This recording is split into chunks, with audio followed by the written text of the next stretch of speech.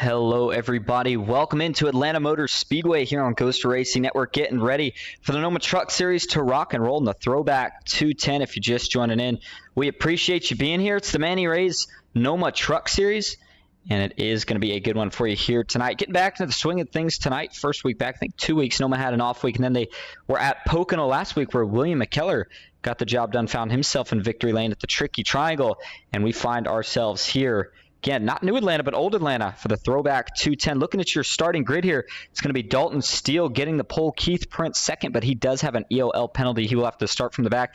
Same deal for Kenneth Redinger, who would have started third. He will get EOL'd.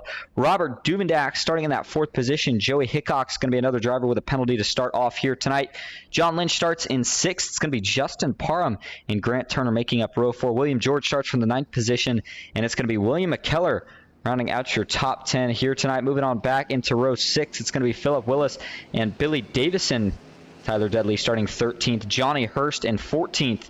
Treston Fortson, good to see him back. One of the Wally Racing drivers. He is going to be starting from the 15th position.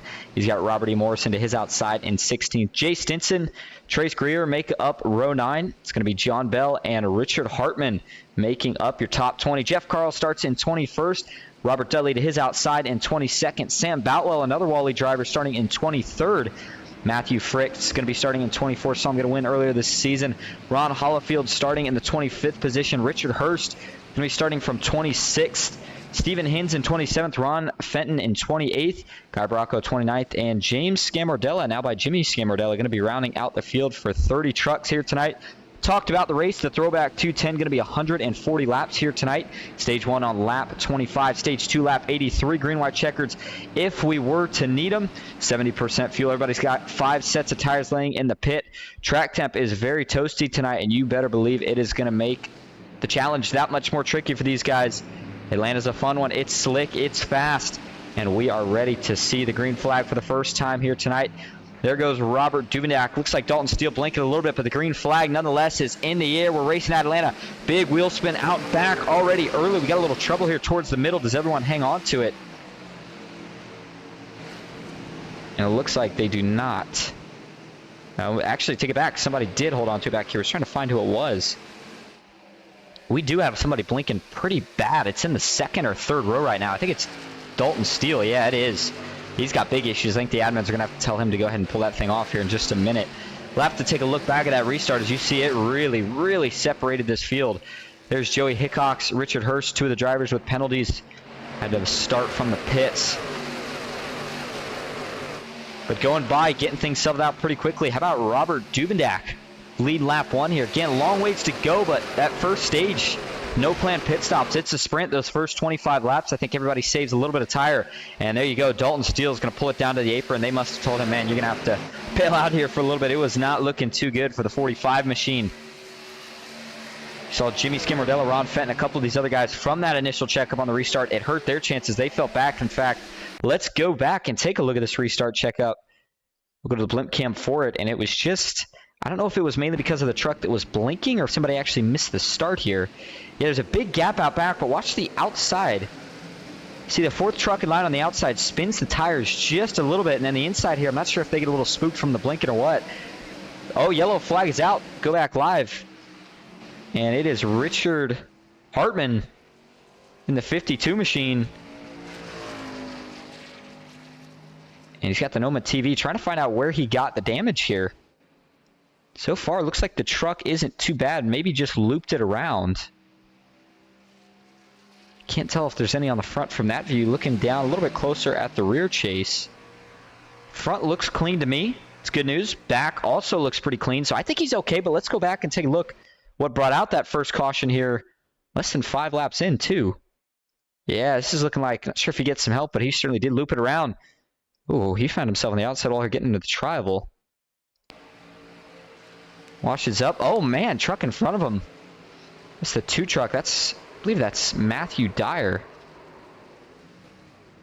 No, excuse me, that's Stephen Hins. Take that back. Again, it's been 2 weeks. Got some of these guys' numbers mixed up. We'll have it back to number right off the start. So Stephen Hins is the first truck in the wall. And again, you got to almost kind of wonder, did they just wash Heights? It's a little easier to do here to land on some of the tracks, or did they see the blinking truck? Yeah, he gets high. Maybe he was trying to keep it on the blinking truck and got a little distracted. And then, oh wow, that is such an odd-looking wreck. He did get clipped by the 45, but I think it was while he was invisible or while he was blinking here. Watch this. Go back here to Richard Hartman. I'm going to play it slow for you. Keep an eye. This 45 truck, he blinks out, and then watch this. You're going to see him disappear right any second here. There it is. Disappears, but you saw they were still moving up. So there's contact from that. And then watch, he's going to reappear right there in the middle of the spin, further implying that that was contact. I don't think I've ever seen a wreck play out quite that way, but yeah, that's sure enough exactly what happened. That's a tough break for the 52.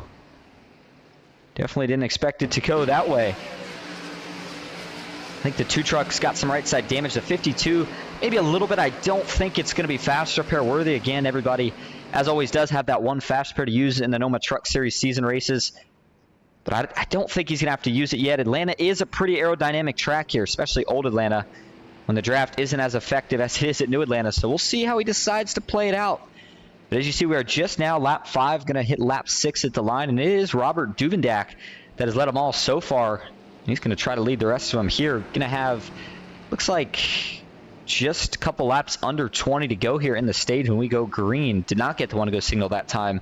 Justin Parham for Grandstand Racing up 5 already from where he started. He sits in the 2nd position. Looking back to 3rd, it's William George. John Lynch, one of the drivers carrying an onboard camera for us here tonight, checking on John. Saw him get a win earlier in the season as well. And man, maybe one of the emotional, not emotional, but showing the most emotion, if you will, when he got that win. He was excited, and one of the perks of when we get these driver cams is we got to see all of that. Right now, John looking nice and focused. One of the SPINO racing drivers. And he wants to see if he can snag himself another win here tonight. Philip Willis back in that 5th position, up 6 from where he started. There's Grant Turner. He's another one of the guys carrying an onboard camera for us here tonight. He's getting the energy drink open, getting ready to go. I think he's got himself a NOS. And I think we mentioned this earlier in the season, but if you notice, look at the steering wheel he uses. He's got the Porsche, I think that's the Porsche GT steering wheel. So that thing is not favorable for an oval, at least you wouldn't think, but he makes it work. We'll see if he can make it work here tonight and how well. And then the final driver that we got tonight carrying an onboard camera for us here tonight is William George. William currently in that 3rd position. We kind of skipped over him here for the cam side, but been showing a lot of speed this season. Has had a couple chances at it. Hasn't been able to quite cap off a win yet. But he certainly had some top 5 finishes. Looking to get on the podium a couple more times. See what he can do here tonight. Guy Bracco in the back. Looks like he has pulled the 69 machine to a halt. This is out of turn 4. Not sure if he's had an issue. This would delay the green, though, if he's stuck there for too long. Guy qualified 29th. Hasn't lost too much yet, but yeah, he's parked there. Engine's still running. You see he's got the wheel. There we go. He's going to get it back rolling now. We'll see if that did delay the green. Looks like it has not. Lights are still off. That means we will be going back green this time.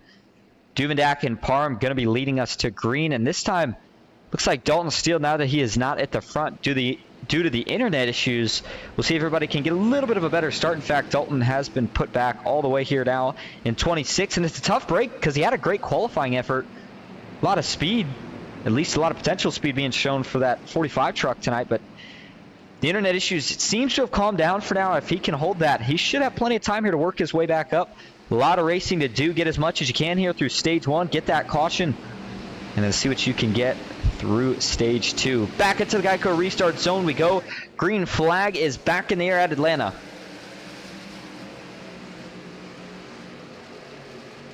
Good start for Robert Duvendak. He's going to get clear by probably 5 car lengths down into turn 1. Starting to single file out behind him. Justin Parham, not the restart he wanted, but it sure was for William George. He got down in a hurry. Now finds himself running in that 2nd position as they all race off of turn 2. Down the backstretch. Everybody going to single file out here pretty quick. Definitely not going to see a ton of side-by-side racing, at least in the early stints of run, unless it's a late run. Everybody's trying to get in line. You got to save tires. The longer you run on the bottom, the more you're going to wear those tires out in the sense of if you're on the bottom of somebody else. The top's pretty fast here at Old Atlanta. These guys can run just about wide open around the top the first couple laps. And yeah, you see here 2 different strategies right here. Duvendak, he's saving some. running the bottom, allowed William George to close right up to the back bumper here. He's going to drop low again. He wants to run that shorter line around the track. And I think he's okay here with letting William George rip the top for a little bit, hopefully wear the tires out. In fact, it's right on board here with William. Take a listen to the throttle.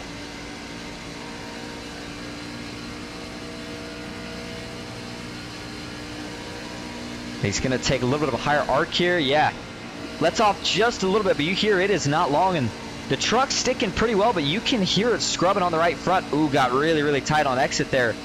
Williams got to be careful here. He will burn that set of Goodyears up before the stage is over, and they will go by him like he's sitting still.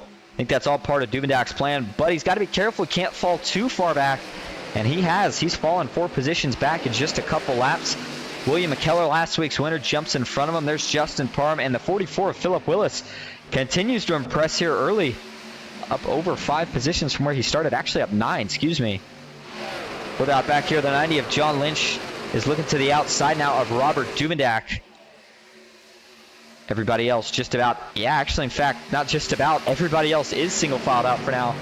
The 15 of Tyler Dudley. You see they've run different lines. John Lynch up into the wall, got a little too high there. Broke the cushion just a little bit, scraped it. I don't think he got bad damage, but you see it hurts his momentum. Definitely going to lose some positions down the front stretch. Going to give him a couple scuffs too, maybe a couple seconds worth of damage that he has to repair. Meanwhile, up front, the battle for the lead is now happening. William George on the outside. Philip Willis looked to the inside there, couldn't quite make it work. Tucked back in line down the backstretch. 12 laps in, and the guys that run the high side, in fact, there is an example. We saw about 3 different lines right there. You have the 96 of William George on the top. Philip Willis a little bit more towards the middle bottom half, and then Justin Parham had dipped all the way down to about the white line. Got to find any clean air you can get here at Atlanta. And I think this first stage is going to be a rude awakening, especially when we get a chance to get some of the guys that we know are going to be really fast back to the front. One of those guys being this guy right here, Kenneth Redinger. Currently sits back. Ooh, a little bit of a moment there just in front of Ken. I think that was Robert Morrison. A little bit of slip up, but he seems to have gathered it back up. Nonetheless, though, Kenneth Redinger very fast at just about every track we head to. And he had a penalty here tonight, so he did have to start from the back.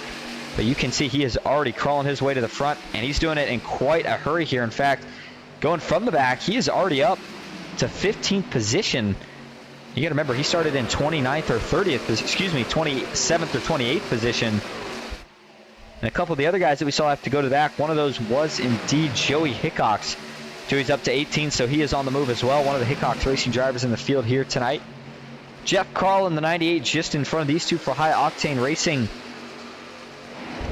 And it's just a guy, everybody keeps putting pressure on. I know I say it's single file, and while the draft not the same here as it is at New Atlanta, it definitely keeps some of the guys that are pretty close on speed within reach of each other, and then it just becomes a battle of tire saving and who makes the right move and when you make it. And right now, Philip Willis looks like, oh, we got him, 2 of them wrecking out back. I think that was the 3 of Joey Hickox. This is going to bring out the caution. Joey sliding down to the bottom. Front end does have some damage for the 3 truck. Just how bad it is going to be the question. Yeah, right front's pretty banged up. Joey might choose to use the fast repair here. Just noted how he'd been making up some positions. Must have got caught in some of the lap traffic here. Did he go around by himself? Did have a car just on his outside. Back this up a little bit more. Looks like that was the 5 truck. I believe that's going to be John Bell, one of the High Octane Racing drivers. Yep, sure enough. Play this slow for you. Is Joey just come up here? Oh, no, this is in front of these guys, I think. Somebody had some contact with the wall, that is for sure. But no, it does actually start with Joey and John. Yeah, just in front of them. Let's go to the chopper cam. The 98 of Jeff Carl, just talked about him as well. Watch this, he's going to get up. He makes some contact, but no problems there. It's out back. Somebody coming up or somebody coming down, or maybe a little bit of both here. Watch the 5's line. You see he's above that seam right now. Does he come down below it? It's close. You see Joey does creep up. Joey maybe thinking he would be running a little bit higher off the turn. Now they don't. No, they do. They do make contact indeed. At first, thought maybe a slight bit of net code, but no, these two do make full contact to the left rear. Excuse me, right rear. Joey Hickox to the left front of John Bell. Yeah, maybe just a slight bit of net code before they touch, but I mean, they're going to hit each other anyway at this point. Yeah. Because of that, spins Joey around, sends him into the outside wall. Pretty good shot. That is concrete, too. It's going to do a little bit more damage to the 3 truck than it is the 5 of John Bell. That is for certain. Got lucky, though, that he didn't get tagged by anybody else in the process. Spinning around, that was a pretty dangerous area to do it at. Thought he maybe was going to get tagged, but didn't. Everybody dives down below the white line. Everybody's able to miss it and miss each other. Man, that was a close call for a couple of the guys further towards the back. Let's take one more view here from the cockpit. The 3 car of Joey Hickox. And actually, I think he may have hit the wall just at the end of the safer barrier. That might have saved him a little bit of damage. And then now let's go take a look, see, did he use his fast repair? Looks like, yeah, he did. So Joey's going to have to be really careful here for the rest of the race. He does not have a safety cushion anymore. Penalties can hurt you in a lot of ways, and that is one of them right there, being caught back in lap traffic. Joey's got a lot of work ahead of him here. Still got plenty of time to do it, though. Again, not even quarter of the way through this race just yet. Joey's going to have plenty of time to make some adjustments, see if he can't get his truck back to the front. Lights are off, so we are going back green this time as we exit turn 2. William George leading the way. Philip Willis in second. Justin Parham currently sitting in that 3rd position. Robert Duvendak back in 4th. Tyler Dudley 5th. Jay Stinson in 6th. Billy Davison 7th. Robert Morrison 8th. Sam Boutwell 9th. And Kenneth Rittinger currently rounding out your top 10. Now looking at pit strategy, because it's going to be important quite a bit throughout this race. You got to remember, these guys have a lot of tires in the pits. They technically have 6, but they start with 1 on, so 5 laying around in the pits. And it looks like a lot of guys decided to go in and pit right there under that caution, take some fresh tires, because they do make a world of difference here at Atlanta. So we'll see if the guys with new tires can make a charge here in these last, what's going to be 7 laps, it looks like, before we get the caution for the stage break. Philip Willis and William George looking to get the green flag. Can Philip get a good jump? He had speed to match, and he does get a pretty good jump here, but William George, a little bit of tire spin on the outside. Big tire spin out back. They're not going to save this one. The 15 up into the outside wall. The 11 truck gets involved back down the track. We have got a mess. Multiple trucks involved in this one. Guy Bracco in the 69. Looks like the 2 of Stephen Hinn saw him involved in that first caution. Matthew Fritz, not sure if he got damaged. You saw him arriving on the scene. And, you know, oh, we're still wrecking Richard Hartman. Not sure what happened there, if he got tagged or if he had some damage. Steering may have been messed up. Let's go back and take a look, break this all down for you. And it just, we had been seeing some tire spin on a couple of the restarts. Even on the initial restart, high horsepower track with not a lot of grip, you're going to see that. But now that some of these guys are on older tires, we really saw it, and this time it finally came to bite some of these drivers. Started with the 15 of Tyler Dudley. Take a look here. Yeah, just looks like he's spinning it. I mean, you saw it even in the front row. Guys just put a little bit of wheel in it coming out of the travel to turn, and truck just doesn't really like it. All right, here we go. Watch from the onboard of Tyler Dudley here and show the first, where he first gets loose. Just a little bit, and then that amplifies when you start to turn the wheel. Next thing you know, everybody just nowhere to go. Decent amount of guys did do a pretty good job sneaking through it, but that probably collected at least 7 to 10 trucks. And he gets hit here in the back once he starts spinning it, I think. Gets up, and then he comes back down. The 88, Billy Davison, was trying to sneak by. Looks like the Kellogg's machine just above him does sneak by. Couldn't tell who that was, but not quite, because he gets into the 11 of Ron Hollifield. They both get into the outside wall, and then now it's just the melee. 11 coming back down the track, 15, and you see that gap in the middle. It's starting to get thinner and thinner. The 49's checking out big time. I think maybe able to just miss this.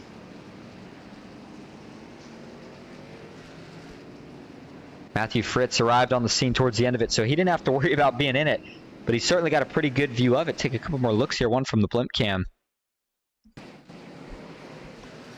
And this is what Matthew Fritz's view looked like here as he arrives on scene. And the 3 of Joey Hickox looks like he was able to stay behind all of that as well. And I think I saw somebody shoot the middle. A couple guys just squeak through. And it looks like Richard Hurst. Oh, man, that was really, really tight. Trying to look at that. That might have been Keith Prince. Yeah, I think it was. Let's take a ride on board here with Keith. Watch what he has to go through here. He narrowly misses this one.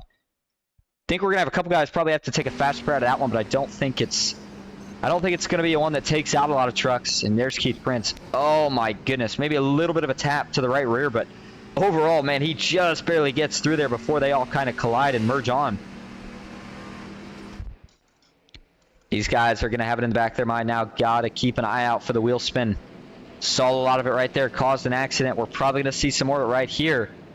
And I think if we get another caution at this point, it would indeed be the stage. Should be going back green here on lap 24. If that is the case, that would give us a 2-lap shootout to decide the stage winner. Looking over at the chat here tonight, got a couple people out here. Looks like GT500 Cobra and SR True, Senior True. Nancy Hickok says hello, Austin, and all the NOMA Manny Rays truck fans looking forward to a good race tonight. Appreciate you being here, Nancy. And then GT says it's a Ferrari SF1000 wheel with a Porsche sticker. And I'm assuming that's in reference to Grant's wheel. Didn't know that. Interesting. Myself a basic Logitech G920.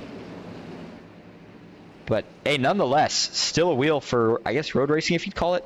Definitely not an oval wheel, and definitely not one that you see many guys running on an oval, but Grant likes it nonetheless, and he's been showing some speed throughout the season so far with it.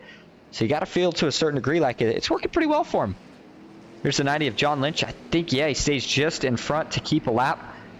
So he'll go around, catch the field here before we go green. The 44 of Philip Willis and Robert Dubendak going to be making up the first row here. Justin Parham and William George in row 2. Jay Stinson going to be starting from the 5th position. Jay is now up 12 from where he started. One of your biggest movers inside the top 10. Robert Dudley, the only mover, the only guy that's made a couple more positions. He is 13 up from where he started as of right now. And at this point, there's no tire saving. If you're one of the guys that took newer tires, I think Robert Dubendak may have, you are full go right here, and we'll see how that affects Philip Willis. Can he hold him off for 2 laps? It's going to be a tough one. If he gets a good jump, it's certainly going to help his chances, and not having to save any tire, he should be able to run flat out. But the guys that have newer tires, you know they're going to certainly be running flat out, ripping the top. We'll see how the 44 decides to go about it here. And we're going to go to the blimp cam for this one. Keep an eye on the rest of the field. Watch for the tire spin throughout the pack. Got to get a good launch here. It's going to be crucial. 2 laps to go in stage 1 as the green flag is back in the air. It is a pretty good jump for the 44, but it's an even better jump for the 99 who got one in the wall. Robert E. Morrison got some wheel spin. He does go to the outside wall. He's still stuck in the outside wall. Everybody's in a mad scramble to miss him. Can they all stay out of the wall trying to miss him? Looks like they do. Robert E. Morrison with heavy damage. He is slow. Going back up front. Battle for the lead is underway. Robert Dubendak took it away before they even exited 2, but Philip Willis not done yet. Into turn 3 is going to look a little bit lower. Dubendak has the clean air. 44, he's struggling just a little bit on the bottom. Parham's got a big run. We'll see what he can do. White flag for stage 1. One more lap around. Yep, sure enough, there's the run. Justin Parham now looking to the inside. He's going to have to get clear here before the exit of 2 if he wants any shot at Dubendak. Big slide job. Can he make it stick? The 44 of Willis up top. He makes it work. Justin, oh, they make a little contact on the doors. One in the wall, further out back. They continue to dice it up, but into turn 3 for the final time in stage 1. Philip, nothing for him. Dubendak made a couple moves, but it's going to work out. Gets the stage win.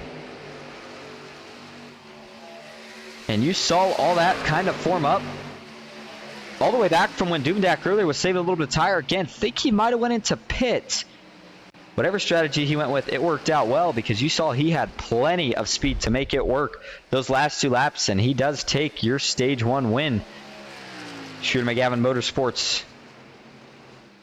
You know, as good as Dubendak is, it's just a matter of time, and from what we've seen so far, maybe could be his night here. Could be looking to get the first win of the season tonight.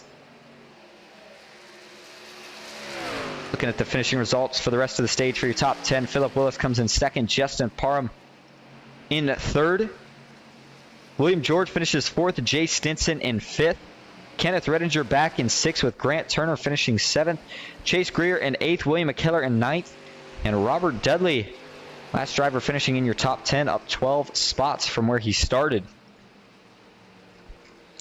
Well, now that the stage has ended, normally I would say everybody comes in and take tires, and that could be what we see here. But I wouldn't say I'm exactly sure on that yet. It's going to be up to see how everybody decides to go about the call. Let's see if we can get a quick word here with your stage winner, Robert Duvendak.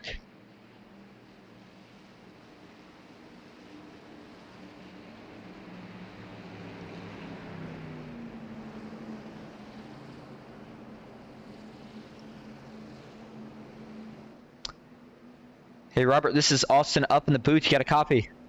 Yes, sir. How you doing? Good. Well, we'll try to not ask you too much here as you work your way into your pit box. But you got the stage 1 win. You looked fast. Now, we couldn't tell. I'm assuming it was a little bit of strategy there. Early on in the stage, you fell back a little bit.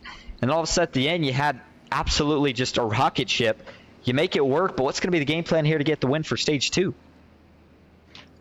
Survival. As you can see, these cars are really finicky on restarts. You spin, even after, I think we ran like 2 or 3 laps to start the race. And then on that following restart, you saw guys spinning their tires already. So the key here at Atlanta and the old surface is to conserve your tires as much as possible.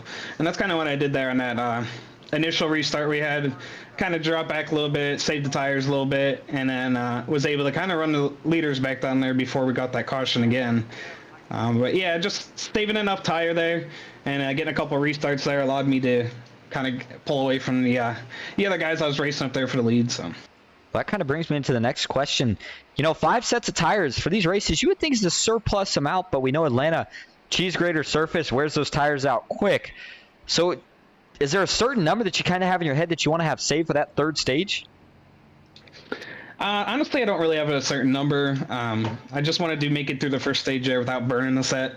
So now I think I got an extra set over the majority of the field.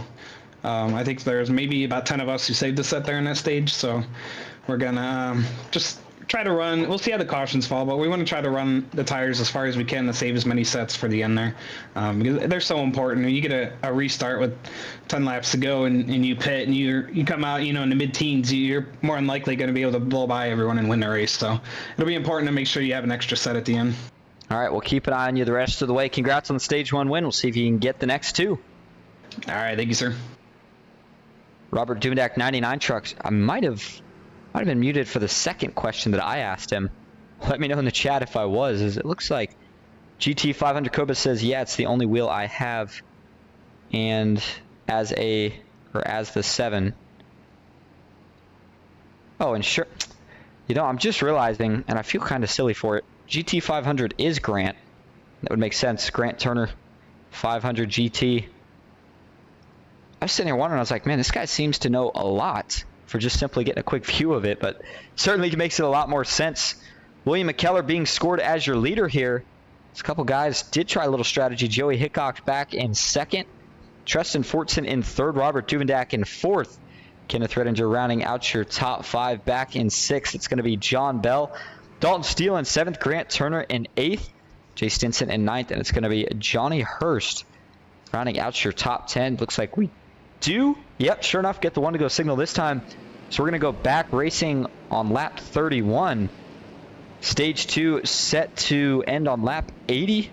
Double check that to make sure we don't steer anybody wrong here. But yep, sure enough. Yellow for stage 2 will technically fly on the start of 81, but yes, ends on lap 80. So that's not, these guys aren't going to be able to make it that far on fuel. I thought I heard that the fuel window was 35 to 40 laps. I got to be honest, I don't know if I'm sensing us making it that far under green. Just kind of the feel the race has had tonight. Atlanta has certainly been tough for a lot of these guys. Tell you what, though, for the Throwback 210, we do have a couple of cool schemes, and I think the fan favorite is going to probably be Joey Hickok's. The Flatwoods Dale Earnhardt Throwback. It's a good-looking truck. We'll see if he can get it in victory lane tonight. Had a couple others throughout the field.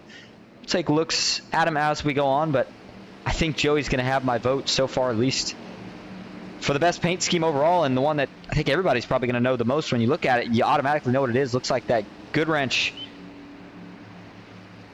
paint scheme. All right, here we go. Green flag is back in the air. We're back racing at Atlanta. Big jump for William McKellar out back. Everybody trying to get through the gears smooth. The Looks like maybe a slightly better start for the overall field, but it was a phenomenal start for William McKellar. He races off into 1 out of 2 with a big lead. Robert Duvendak and Joey Hickox, who, by the way, got in a wreck earlier, had to use a fast pair. You wouldn't know it with the way he's racing right now. They continue to battle it out for second. This is exactly what William McKellar wants to see in his mirror. We'll see how determined Joey is here to fight. I think Robert has the preferred lane, but if Joey races him hard enough, might be able to take that position here. Duvendak gets the run down the straightaway, but into turn 1. Joey slides it in, and he makes it stick. I think Robert said, you know what, man, you can have it. I'm going to save me a little tire right here. Looking back a little bit further in the field, we got side-by-side back here between Richard Hurst and looked like his teammate John Lynch. They quickly sort that back out as the 19 of Justin Parham was set behind John Lynch. And it certainly has not seemed like lap traffic has been an easy thing to get around here tonight. Grant Turner almost found himself caught in the middle of 3 wide right there. He was able to quickly find his way out of it. Take a ride on board here with Grant. Watch how smooth he is with the wheel. Looking to the inside here of the 17, Treston Fortson. Talked about Treston again. Saw him last season. Hasn't been in quite as many races this season, but he is one of the Wally Racing drivers. Good showing so far for Treston as well, in 6th, up 9 from where he started. And you see Grant's kind of running a corner, gets in a little bit higher, tries to kind of arc it down on exit. You hear it really scrubbing the right front. We'll have to see how it works as he continues to stay side by side here. The advantage for that 17 right now, you saw he was pulling a pretty big draft on the outside line. Grant not quite getting as much, and oh man, a couple of those guys got really, really close off of 2. I thought we were going to see someone get into the outside wall, but they don't. And as we head back up front, William McKellar currently has almost a half a second lead right now over Joey Hickox. We'll see if Joey can track it down. Definitely looked like he was able to flatten it out. Yellow flags in the air. Oh, we got a wreck out of turn 4. John Lynch, Robert E. Morrison, Stephen Hins, and we got one more truck involved. Figure out who it was. It's like the 88 machine of Billy Davison. And Kenneth Redinger on the front stretch. Oh no. 24 with big damage. He took it right to the pits. Huge damage to the right side of Kenneth. Oh, that is a horrendous hit, man. I'm thinking he hit the concrete on the outside wall. That is not what Kenneth needed. No, this was before this. This happened, yeah, this happened back in 3 and 4, even 4 Kenneth. Finally came to a stop, and hard racing between him and Robert Duvendak. So this must have been for, I guess, maybe the 3rd, 4th area positions. And do these guys just get into it a little bit too much here? Going through turn 3. And yeah, so we had 2 separate wrecks here, I think. Actually, maybe not. It may have all changed from here. Let's see. Coming back down. Yeah, no, I think we had 2 separate wrecks right here. Yeah, you see the wreck out back. So this first wreck here that involved Redinger and Robert Duvendak, this was the more damage-filled wreck in the sense of Kenneth is destroyed. You saw the hit he took there. It was a violent one. Boom. Big shot for the 24, rips the front bumper, hood, and the right front fender off. Duvendak takes it right back up to the wall, trying to let all these guys miss, but it's further back where John Lynch and all these guys kind of have an issue. I'm not sure if they were trying to check up or if somebody didn't get the memo the caution was out. See if we can get a view from the blimp cam. Wreck again was up front. And some checkups, some more checkups. Ooh, John Lynch gets tagged in the back. That's the 2 of Stephen Hins. Just maybe doesn't realize that there's a caution or a checkup. Yeah, he hits the 90 pretty hard, sends the 2 up the track. 88 slides in, doesn't make any contact though. And I think the man that's getting the worst out of the damage for that second part of the wreck is going to be the 2 of Stephen Hins. So hard to say which wreck the caution flew for. I would think it would have been the first wreck. Let's take a ride on board here with the 2 of Stephen Hins and see just how hard he hit the back of John Lynch.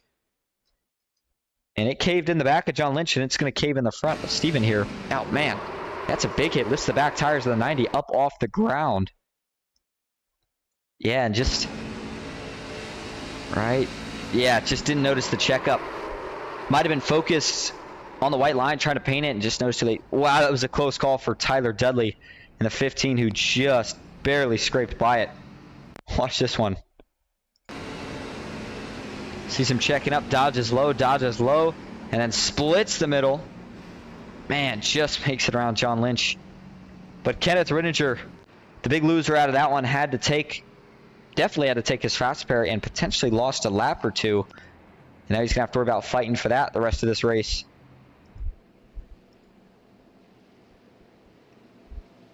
Looks like we don't get the one to go signal right yet, so we should get it this time though when we cross the line. Go back green with 39 laps completed.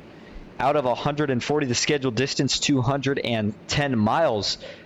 We looked at the weather at the start of the race. Let's see how it's changed a little bit here up to now. Track temp has increased. Sim time is now looks like 213, but track temp when we started was at 122, now at 124. Partly cloudy skies, weather outside 76, pretty fair there, but man, the track temp is certainly not helping with any of the struggles these guys have faced, ranging all the way from the tire spin that we've seen to guys getting loose, tight racing, and you know, that last wreck that we saw there with Kenneth and Duvendak, I don't think we ever necessarily said exactly what it looked like, who was at fault, so we'll go back and take one more look at it here. Duvendak, I think, was able to stay without having to use a fast repair. Back this all the way up to where it starts though. And it's kind of looking like Kenneth just gets a little tight. Yeah, Kenneth just gets a little tight, starts washing up. Maybe just an inch or two of net code, but again, one of those deals where I think they were going to make contact anyway, and then rest is history. So as we go back up front, it is McKellar and Hickox lining up row one. If Joey can get a better start this time, not have to worry at least about racing Robert Duvendak. He just needs to worry about getting a good jump with William McKellar. He might have some speed to try to contend and maybe even take the lead here. Grant Turner back in third, Dalton Steele in fourth, Johnny Hurst fifth, Treston Fortson sixth, Jay Stinson seventh, John Bell eighth, Chase Greer and Keith Prince rounding out your top 10. And here we go. Pace truck going to make the hard left turn. It is going to be 42 laps to go here in stage 2. Still not in the fuel window, but we're starting to get a little bit closer depending on how much guys are able to save. I think we're still going to need one more caution. Green flag back in the air. Keep an eye on that 45 truck. Dalton Steele, a lot of speed earlier, but got sent back after internet issues. It's a good jump, though, up front for William McKellar. Again, gets out by about 5 or 6 truck lengths. Rest of the field trying to sort it out. We've seen a lot of 2 wide here tonight. We see a lot more now, but what we have not seen is any 3 wide yet. And I'm thinking that has something to do with the fact that the track conditions are already tricky enough. A little bit of a bobble out back on the inside row. And sure enough, Joey again getting caught a little bit here, stuck in a race, if you will. Grant Turner got to his outside. Now he's also about to be under fire from the 58 of Johnny Hurst. And you know Joey's wanting to save a little bit of tire, but at the same time he's trying to manage some track position.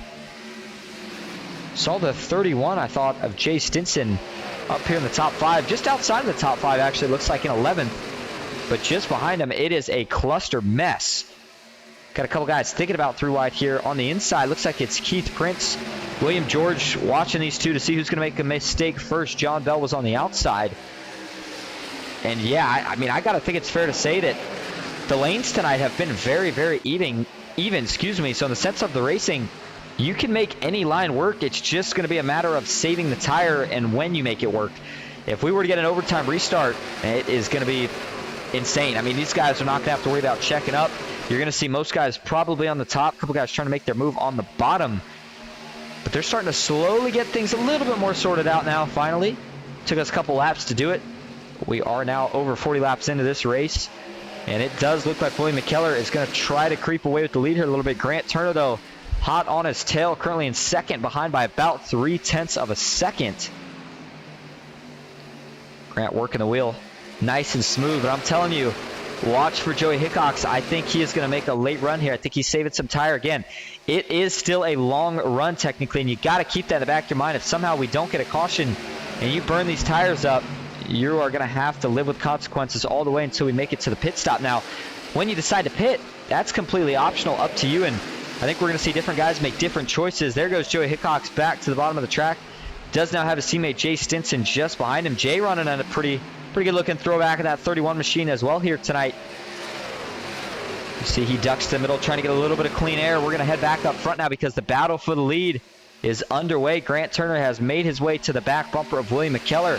How hard is he going to try to fight him for it here? It's going to stay pretty close to the back bumper. Only problem right now for Grant is he's getting caught in that dirty air. Going to wear his tires out a little bit quicker. But I think he's just looking to get one big run. I want to see, though, does he take it to the top? Maybe try to rip the wall for a lap or two, get some momentum going, or does he try to go lower?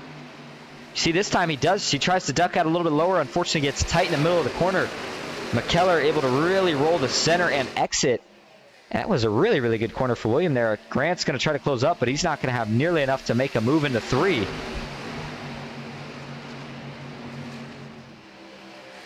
Off turn 4, that distance starting to stretch a little bit more back here. There's Robert Dubedak, Justin Parham, Kenneth Redinger's teammate, John Bell as well. Those 3 trucks on the outside trying to get past Richard Hurst along with the 49 of Robert Dudley. Speaking of Kenneth Redinger, yeah, you see he is currently being scored 2 laps down. He's got a clean truck, but his best bet right now is just to try to stay as clean as possible. And he's going to need a couple lucky dogs. Yeah, he is the only truck that is not on the lead lap right now, but with this long of a run, again, start to get into pit stops, start worrying about if we go green the whole way, he may not be the lucky dog. We may see someone else go a lap down, and then that just makes the 40 truck's job that much harder. Grant Turner got another run just as I thought he was starting to fade. He got his way right back up to the back bumper of William McKellar, and now he's looking to the inside. Does the 7 have enough momentum to make it work? William way up top. It's going to tap the wall a little bit. That's all Grant Turner needs. Maybe? No. Stays side by side. William McKellar not giving it up just yet. You see just how high he's ending. Had to get out of the throttle there. He was going to go into the wall. And now Grant Turner does take the lead. He is your new leader here on lap 46. And now we'll get to see what the 7 truck can do out in clean air. Everybody started to fall out. Oh, man, that was a close call there. Robert Juvendak in the middle. Looked like Justin Park almost came up just a little too much. That certainly would not have ended well. Up on the top line, John Bell, Robert Juvendak tried to make a move. Oh, there was some contact. Now we got one up in the wall. Can he save it? He's trying to. That is the, I believe, the 17. No caution. That's Robert Dudley, excuse me. No, it is the 17, excuse me. Tristan Fortson. I thought that was about to be another pretty big wreck. He saved it, but not without some damage and some consequence there. He hit the outside wall a couple times. They gathered up as he's going to get passed by about 3 or 4 trucks there. Looks like Stephen Hinton being the last of those trucks to get by. William McKellar has not fell back too far just yet, and they have now brought a 3rd truck into this battle. It is indeed Johnny Hurst in a 58, and again, 3 different lines and 3 very, very different driver personalities, if you will. William McKellar, he likes the idea of getting the momentum on the top. Meanwhile, on the bottom, the 58, trying the Harvick line, hugging that white line, trying to paint it almost. And then the 7 of Grant Turner, he likes the middle in between those 2 seams and definitely seems to be the preferred lane as of right now. We are starting to see some of those trucks that maybe had been saving a little bit of tire starting to make their way back up. Jay Stinson being the first of those. Joey Hickox ducks to the inside. So does Dalton Steele in the 45. Jay should be the first of the guys that saved a little bit of tire to arrive on scene. We'll see how quick a work he can make of Johnny Hurst and maybe Grant Turner. Excuse me, Johnny Hurst and then Grant Turner after him. William McKellar fell way back. That kind of threw me off guard. Oh, that was a close call right there. The 45 of Dalton Steele. Are we going to go 4 wide? Not quite, but we certainly are 3 wide. 75 trapped up top. Joey Hickox going to jump in front of him. Chase Greer in the 40 truck hops in line as well. But man, the 45 of Dalton Steele looks there like he had a fast truck and just did not know where to place it. Was able to find himself some reading room on the bottom here through 3 and 4. And does he get clear here, William McKellar? He might, but notice how quick the 75 fell back. And notice he was the guy that was running the highest line. Given all these guys, they've all got their notebooks out, the mental notebooks, and they're saying, man, if I run that high line, it's fast, but it wears the tires out quick. Jay Stinson, he is on a mission. He is now to the back bumper. The 58, though, look to the inside. What can Johnny Hurst make work here in turn 3? Not quite able to make too much work. Can he hang side by side? Man, Jay Stinson is going to have a big run, and he's going to have a choice here. Does he try to push one of these guys, or does he think about 3 wide? Not going to have to make a decision because the 58 falls back in line. Jay trying to get clear right here of Johnny. Watch that 31. He's rolling the top really well. He's got the right part of the nose a little bit higher in clean air. Here we go. Jay Stinson, he's got to run. Going to try to get Grant Turner clear. Can he get himself clear in the process? Not going to quite be able to make it work as they go down into turn 3. The 58 continues to hang strong. Just behind them, Joey Hickox now on the outside, Dalton Steele on the inside. But it's William McKellar and Chase Greer who continue to battle it out. William trying to hold on to as many positions as he can, and I think he might be the first of those drivers that wants to pit as soon as possible. guys would be good to make it from here on fuel.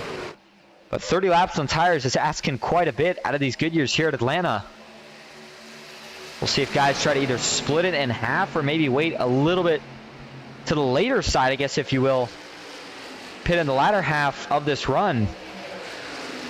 I think if they run to the end of the fuel, they maybe pit sometime after lap 70, but of course before lap 80. Have to see how these strategies pan out. We are going to have more when we get back. Stick with us. We'll be right back from Ghost Racing Network.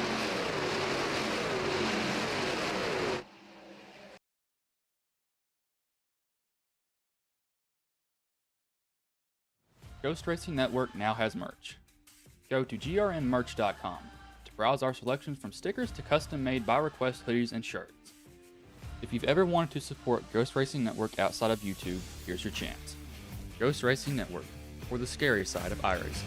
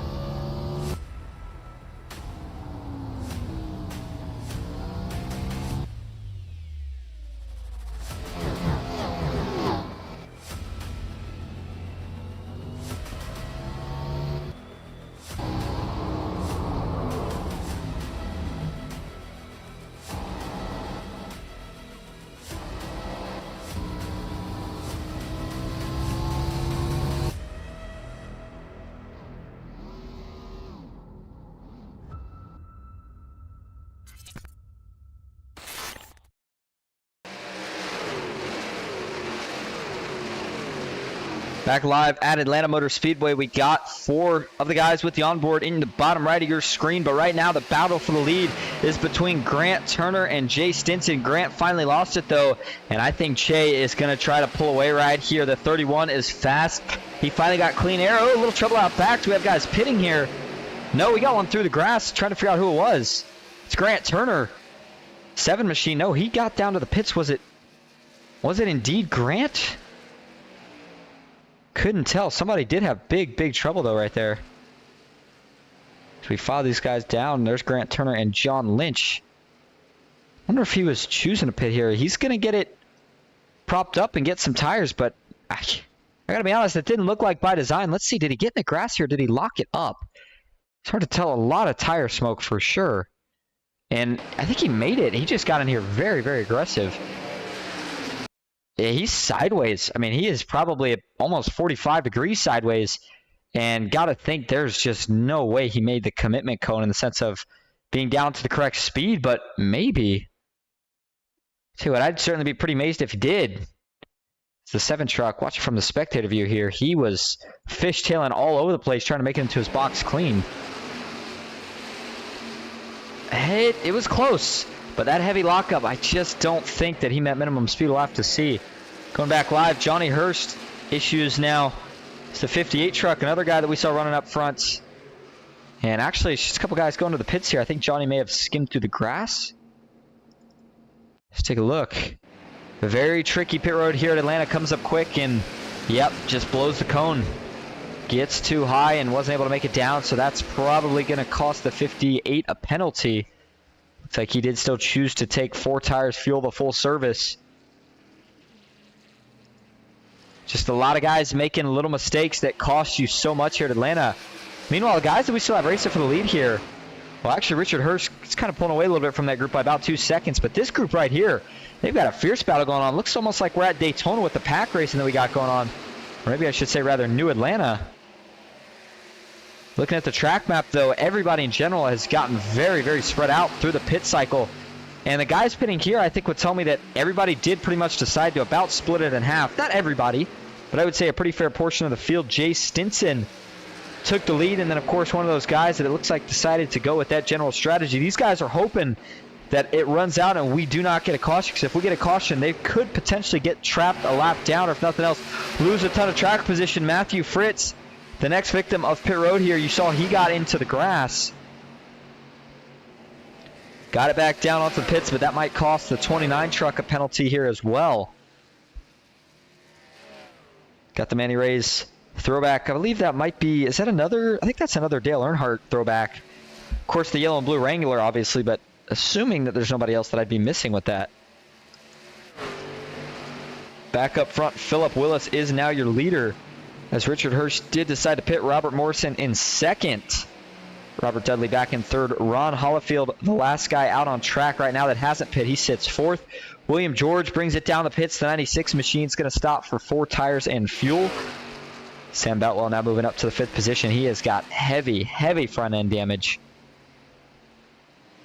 And the Wally Racing driver, not sure if he's already taken a fast repair, but if he hasn't, he's certainly going to have to use it here pretty soon, as that is really, really going to hurt the speed of that 47 truck the rest of the race. Goes by Tyler Dudley in the 15 machine. And now it's kind of the waiting game here. Before we're going to know what the race for the lead is going to look like, we got to wait till the pit cycles cycle out all the way. Kind of would expect Jay Stinson to be in prime position. And unless, you know, maybe there's a chance here that the 44 is trying a strategy. I mean, we did see him go in and top off. Maybe he can make it the way on fuel if he saves enough, but I just think the difference in lap times are going to be so great. I don't think it's a good strategy. In fact, let's see if we can take a look at the differing lap times here. Philip Willis, last lap was a 33.7. Compare that to Jay Stinson, who we saw in the lead. Jay has ran a 31.6 the last lap. That's a pretty big difference over 2 seconds. So yeah, I think there'd be enough time to track him down. Philip Willis down to the apron. He is pitting here. He went down early. He wanted to make sure that he had a smooth stop. So I take back what I said about if he was considering any strategy on saving enough fuel. He quickly thought better of it if that was the case. 66 of 140 laps now completed. And the Throwback 210 for the NOMA Truck Series presented by Manny Rays here at Old Atlanta Motor Speedway. We do head to New Atlanta later in the season, and on that note, let's talk about your schedule here as the pits continue to cycle out. Keep an eye here on Robert E. Morrison. In fact, let's go back to see what potentially could be the battle for the lead once everything does cycle out. Tell you what, Grant Turner is still being scored in 5th here. He may have somehow got it down to pit road speed. Boy, that was impressive if he did, especially with how bad it looked initially there. All right, though, taking a look at your schedule here. Next week, for the NOMA Truck Series, of course, last week was Pocono. We saw William McKellar win. I was not there, but I believe the race was still broadcasted. This week we were at Legacy Atlanta. Next week we head to Homestead, Miami. That's going to be a good one. We'll see which guys can run the top of the track the quickest. That's pretty much how you're going to find your winner at Homestead.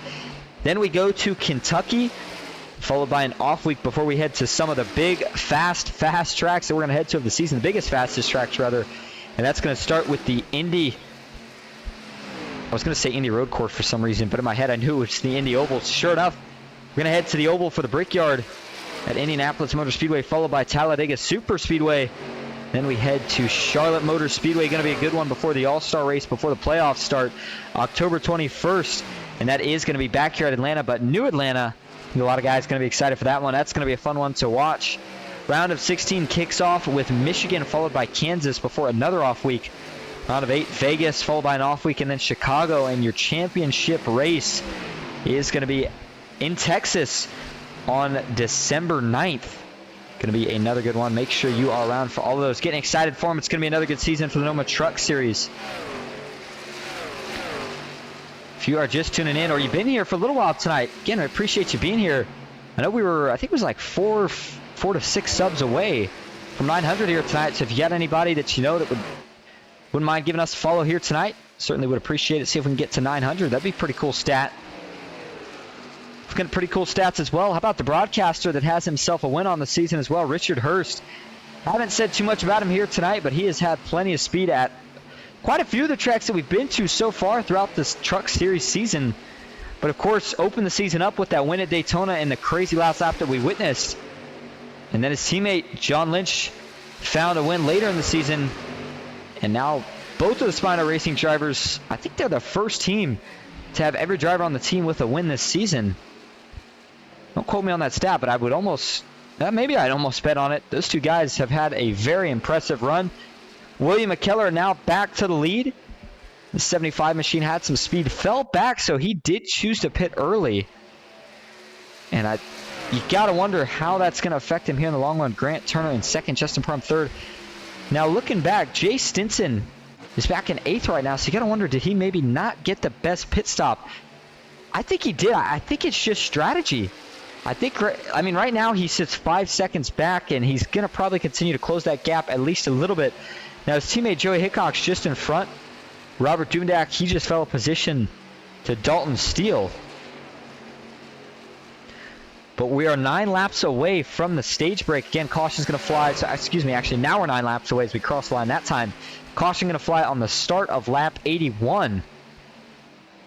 And then that final stage going to be a little bit longer at 60 laps. And these guys all got a good run. We've been on a good run right here.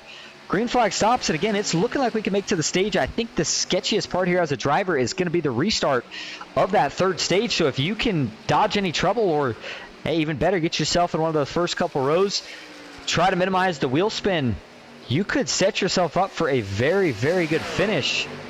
I think we're set up here for a good finish for the stage. Grant Turner is only 3/10 behind, and these two are running different lines. William McKellar on the top. I think that line is going to fade here before the stage is over. And I think that's where we're going to see Grant get to his back bumper. The question is just going to be more or less, can William find a way to hold him off? Justin Parham in third. He's not too far behind these two. As soon as they get side by side, he's going to be in the race. And then Chase Greer, how about the run he's having here tonight? Rookie season for Twin Motorsports. Up 14 from where he started right now. Sits in that 4th position. And there's Dalton Steele. Showed a lot of speed in qualifying. Had to go to the back early because of an internet issue. And he has found his way back inside the top 5. And then Joey Hickok, Robert Duvendak, and Jay Stinson keeping a close eye on their gap. It is down to 4 seconds. So those guys do continue to close. I just don't think they're going to have enough time. But who knows if these guys get raced enough. They just might. Justin Parham and Grant Turner almost went side by side into 3. But Parham was able to get clear before they ever got there. And now the 19 is going to set his sights on the 75. He's going to have 7 laps, make it 6 now to track him down. Grant Turner falling now into the clutches of Chase Greer, who is also on the top side. William McKellar here. He's going to keep working the top. He's got to be careful, though. Got a little tight right there. That allowed Justin Parham to get to the inside as the 19 look for a side draft right here. Can't make it work. He has to dip back in behind line. Gets a little bit of a draft down into turn 3. So in the cockpit view here for Justin Parham. Here's the inside. In fact, go to William McKellar here. 2 different lines and 2 different ways the truck's going to work. Top line slower through the corners, but theoretically more momentum down the straights. Not the case this time, though. Justin Parham got clear. He's going to sail it down into 1, goes extra low.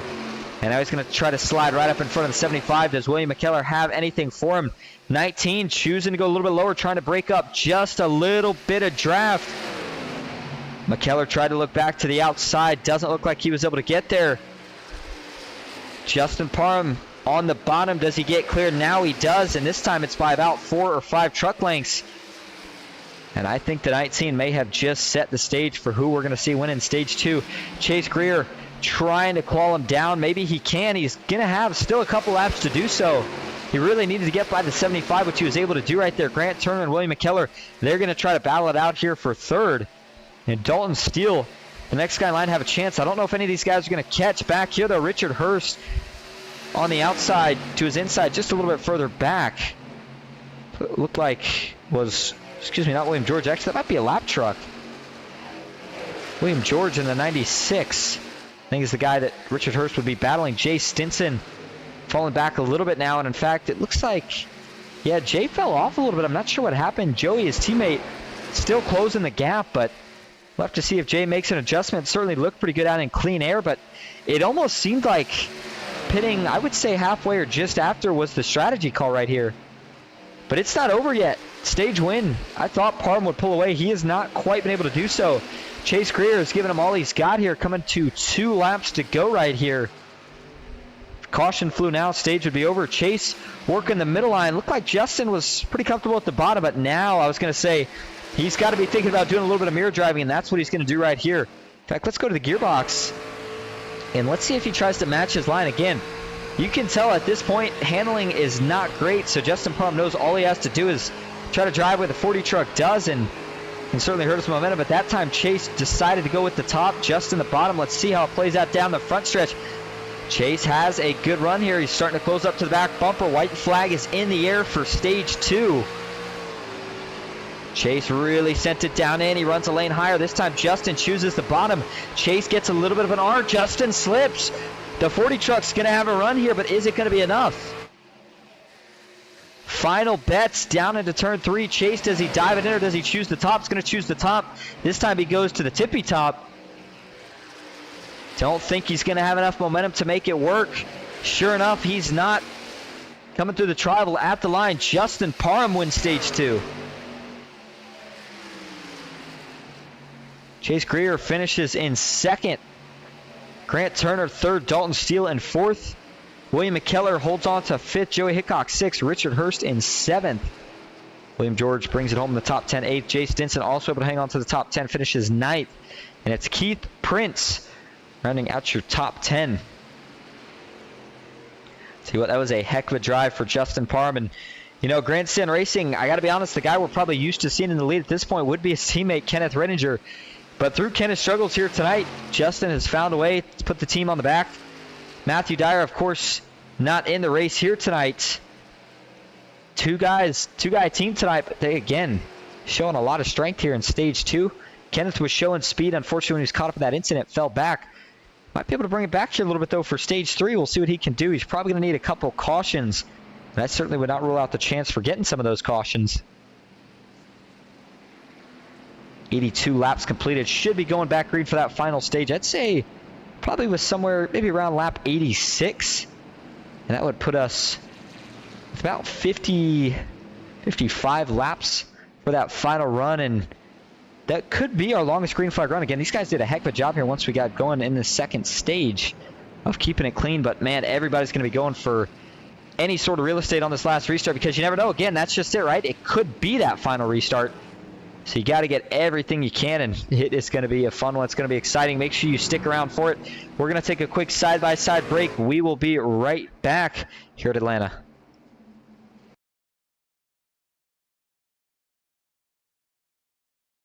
Ghost Racing Network now has merch. Go to grnmerch.com to browse our selections from stickers to custom-made by request hoodies and shirts. If you've ever wanted to support Ghost Racing Network outside of YouTube, here's your chance. Ghost Racing Network, for the scary side of iRacing.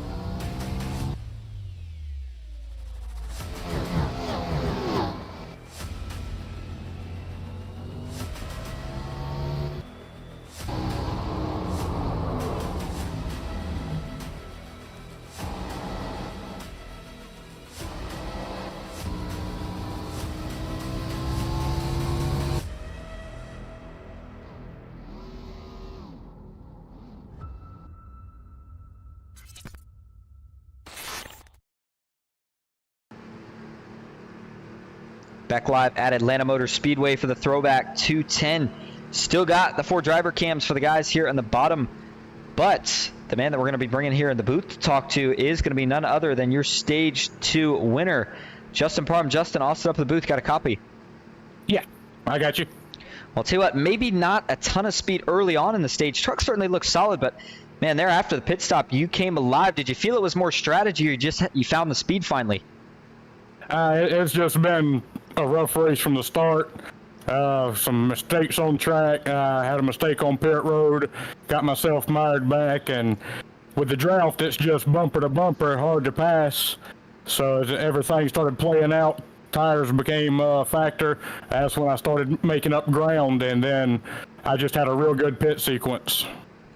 Well, we saw kind of different pit sequences. Now, this next run here, going to be the longest run we have of the night. If it were to go green all the way, how are the thoughts on either pitting it maybe halfway, a little bit earlier, a little bit later? I hadn't given it thought yet. I never know how these are going to play out, especially with these kind of drafting tracks. I know it's not Talladega or anything, but it's just so much draft. Cars stay so close together. You never know how many cautions you may end up having. All right, well, I'll tell you what. It's kind of just playing as I go. It sounds like a pretty good plan, even if you have to plan as you go, because you have the speed. Why not figure the rest out when you get there, right? Hey, thanks for talking to us. Good luck the rest of the way, and we'll see if we can find you in victory lane here later. Alrighty.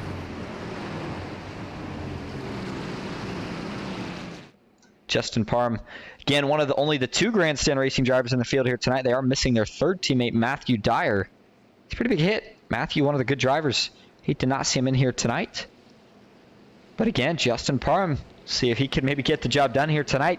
And the fact that he said, I don't even have a strategy, just kind of play it by ear, is even more impressive in the sense of it seemed like he planned it out last run, but the sound of it, don't think he did.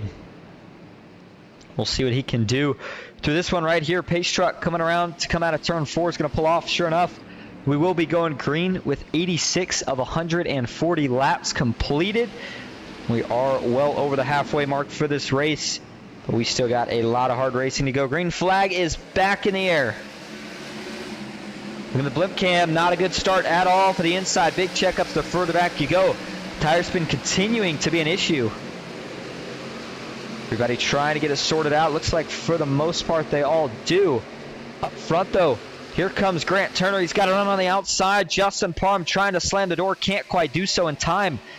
And now the 7 truck going to try to top. Grant's shown a lot of speed here tonight. The only thing hurting him is I think he's been burning the tires off a bit too much. Justin, meanwhile, here, how does he weigh it out? Clean air versus tire saving. He's going to have to make a decision. And I think that decision here is to stay to the bottom and save as much as possible. But trying to keep the clean air, he's not going to just kind of give it away. Grant's still not quite able to get the run on the outside, but here comes Joey Hickox on the bottom in the 3 truck. Chase Greer's getting a push from Dalton Steele. There goes the 7 now. They're going to switch it up. Grant Turner looking to the bottom. Justin Parham's going to stay up top. Chase Greer now on the top in that second row. And right now, nobody's going to get a push in that front row because the 2 out back are battling. Chase Greer's trying to get clear. The Doritos Toyota Tundra can't quite do it. And man, oh man, you can certainly tell that these guys think there's a chance it's the final restart, because that was night and day the way they approached it. These guys look like they are racing a lot harder for it. Taking a look from the spectator stand as they dive down into turn 3 through 4. They are still side by side. This is burning up a lot of tire for anybody right now in your front 4.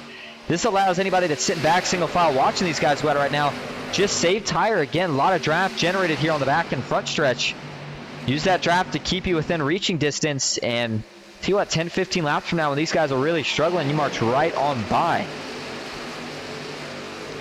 Looks like the inside line is starting to figure it out just a little bit here. And Billy Davison, sometime between now, or between the restart and now, had a little bit of an issue here. See if we can figure out what happened to the 88 here. Did he hit the wall? This is a big stack up further out back. We may have a couple guys going the wall. Yeah, towards the back of the field. Looks like the 88 going low, and 57. Tags the outside wall, comes down, and actually hits Billy Davison. The 52 was, excuse me, that was the 57 rather. That is Ron Fenton. That gave both of those trucks big damage, and then Billy had to bring it down, I think, to the pits to get it fixed. May have even towed. Looks like he's back out on track now. Up front, though, nothing has changed. Grant Turner on the inside. Dalton Steele, though, now trying to give a push to the 7. Man, it looked like he thought about maybe trying 3 wide through the middle. Quickly thought better of it, but it's just so tempting to get so racy here at Atlanta. Trucks handle really good. There's Grant, looks calm and collected as Chase Greer maybe just slightly scraped the outside wall. And look how many trucks this battle has brought up. I mean, I would say the top 10 you can throw under a blanket right now. Yeah, in fact, your top 9 are all under a second. Oh, Grant's getting a little tight. Slides up. Got to be careful here. The bottom's going to open up. Dalton Steele thought about taking it. Grant slams the door. 92 laps completed. We are not even at the 100-way mark. And these guys continue to battle it out. Everybody wants the clean air. Grant sliding up. Justin Parham almost gets it to the outside wall. Maybe did. Grant watched him way up the track there trying to get to position, but Justin was able to hang on. And now he is going to be able to prevail down into turn 3. Gets back clear. We'll see if he decides to go down, try to cut off the 7, or try to roll the top. Looks like he's going to stay at the top for now. Field rolling by you. Now we have ran a couple laps, but one thing we haven't shown here tonight has been the dashboard speeds. The trucks run pretty fast here. All things considered for a mile and a half. Again, speed's a lot faster. They definitely decrease exponentially here with the way the tire fall off works, but almost 180 miles an hour down into turn 3, even when the racing is aggressive as it is right now. Dalton Steele looking 3 wide on the bottom to 45. Does he have enough to make it work? It's going to get really tight there in the tribal. Guys, got to be really careful. They're able to get it back down to 2x2 as they enter 1 at almost 180 miles an hour yet again. Thought maybe we had somebody with trouble further out back, but it looks like everybody's okay. And the single file line out back has quickly formed. All the guys just trying to track down this lead pack, which is now 3 trucks that have single filed out. And Grant Turner has fallen back to the 4th position. I think he might have used up his stuff again. The 45 of Dalton Steele to the bottom with Richard Hurst. And there's the 3 truck of Joey Hickox, currently in that 7th position, down 2 from where he started. And at this point, I would think we see the pit stops probably around the halfway mark. Again, everybody, it should be a one-stopper for everybody. And we went back green on lap 86, so I would expect, even if you round it up to lap 90, guys are coming about 25 laps from now. So I'm going to say maybe around lap 110. Somewhere between 110 and 120, I would assume would be the window of when you pit. A little bit before, a little bit after, depending on preference. But if you got the clean air, I don't think you necessarily want to be the first guy to go in. And if you're back here in the 10th position and you want to go for the win, then I think maybe you're one of the guys that throws a wrench in the strategy and tries to maybe pit early, see if it works out. As these guys start to calm down a little bit here for the first 3 rows. They haven't calmed down in the battle for 4th. William George on the outside. Dalton Steele still on the inside. Richard Hurst trying to decide which lane he wants to go with.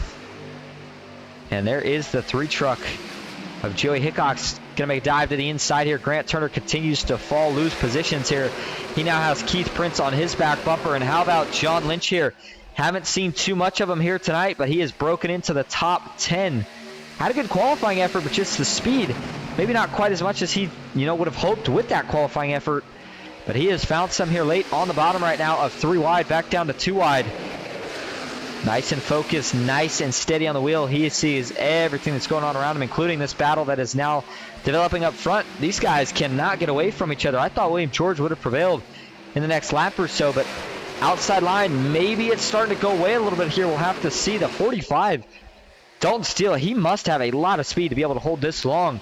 But again, he keeps getting himself caught up in some of these battles and just using up way too much stuff way too quick. Meanwhile, up front, it is a 2-car breakaway. Justin Parham and Chase Greer. This was the battle for the stage win. And Chase Greer, could he get his first win of his rookie season here tonight at Atlanta? Certainly be a good place to get it at. It is a very, very tricky track, as we have seen here tonight. But everybody has really seemed to have gotten it figured out here in the second half of the race so far. Oh, we got one wrecking out back. Broadcaster's jinx, and it's going to collect Jay Stinson and a bunch others. Going back to take a look here. Jay comes to a halt, and he does have some damage. See just how damaged that thing is.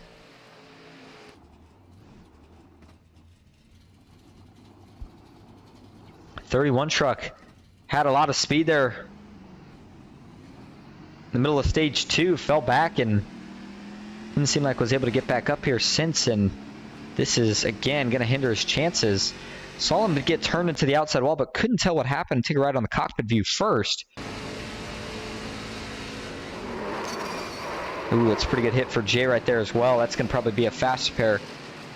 I believe he does have one, so I think he'll be okay there. He was racing side by side with the 15 of Tyler Dudley. And you know, similar, very, very similar situation to what we saw earlier with Jay's teammate, Joey, him and William McKellar. And you see Jay here creeps up a bit. Again, he might have thought that Tyler would have been a little higher, but let's watch Tyler's line here. Coasts up. Does he get back above these seams here? Yeah, he does. Jay creeping up, creeping up. 15 continuing to go high. Yeah, it looks like Jay just coming up a little bit too much right there. To be fair, though, on Jay's part, I don't think they make contact. I think this one was netcode. Yeah, there's a chance maybe they don't hit each other there. It certainly would have been close. But that one was a little bit more obvious netcode than we've seen on some of the other ones. That is for sure. But definitely in the same spot, right rear out of turn 2. And hooks him and just sends him into the outside wall. Nothing Tyler Dudley can do. And, oh, gets T-boned by the 58. That was a big, big impact for Johnny Hurst. ACJ coming to a stop. He may have had some suspension damage. Something doesn't seem to be too good on that truck, besides the heavy front end damage that he has, of course. Let's take a couple more views of it here. First from the spectator stand, see what they saw here. And I would say they saw basically exactly what we saw. Just a little bit of a mistake, maybe? I'd say more or less just a little bit of netcode. Nothing anybody was really doing wrong, just hard racing. An unfortunate byproduct of it. That was a big, big hit for the 58. Down into the inside wall, too. Certainly was insult to injury. So again, Jay probably going to have to use his fast repair here, assuming he's got one. Yep, front end looks clean, so sure enough he did. And, you know, if you make it to stage 3 before you have to use it, I think you're already doing something pretty good. So I think Jay can still be pretty aggressive here. I'll have to see how he goes about it. Tristan Forts, we had a couple guys under caution here. A couple incident here, just making sure nobody got caught up in any post-race drama. Tristan Fortson, oh, we did have some post-race drama. Not post-race, post-crash drama. Keith Prince, what happened? And that was the result of Tristan Fortson, or the cause was Keith Prince. What happens to Keith here? Just gets into the outside wall, and then that's like a secondary wreck.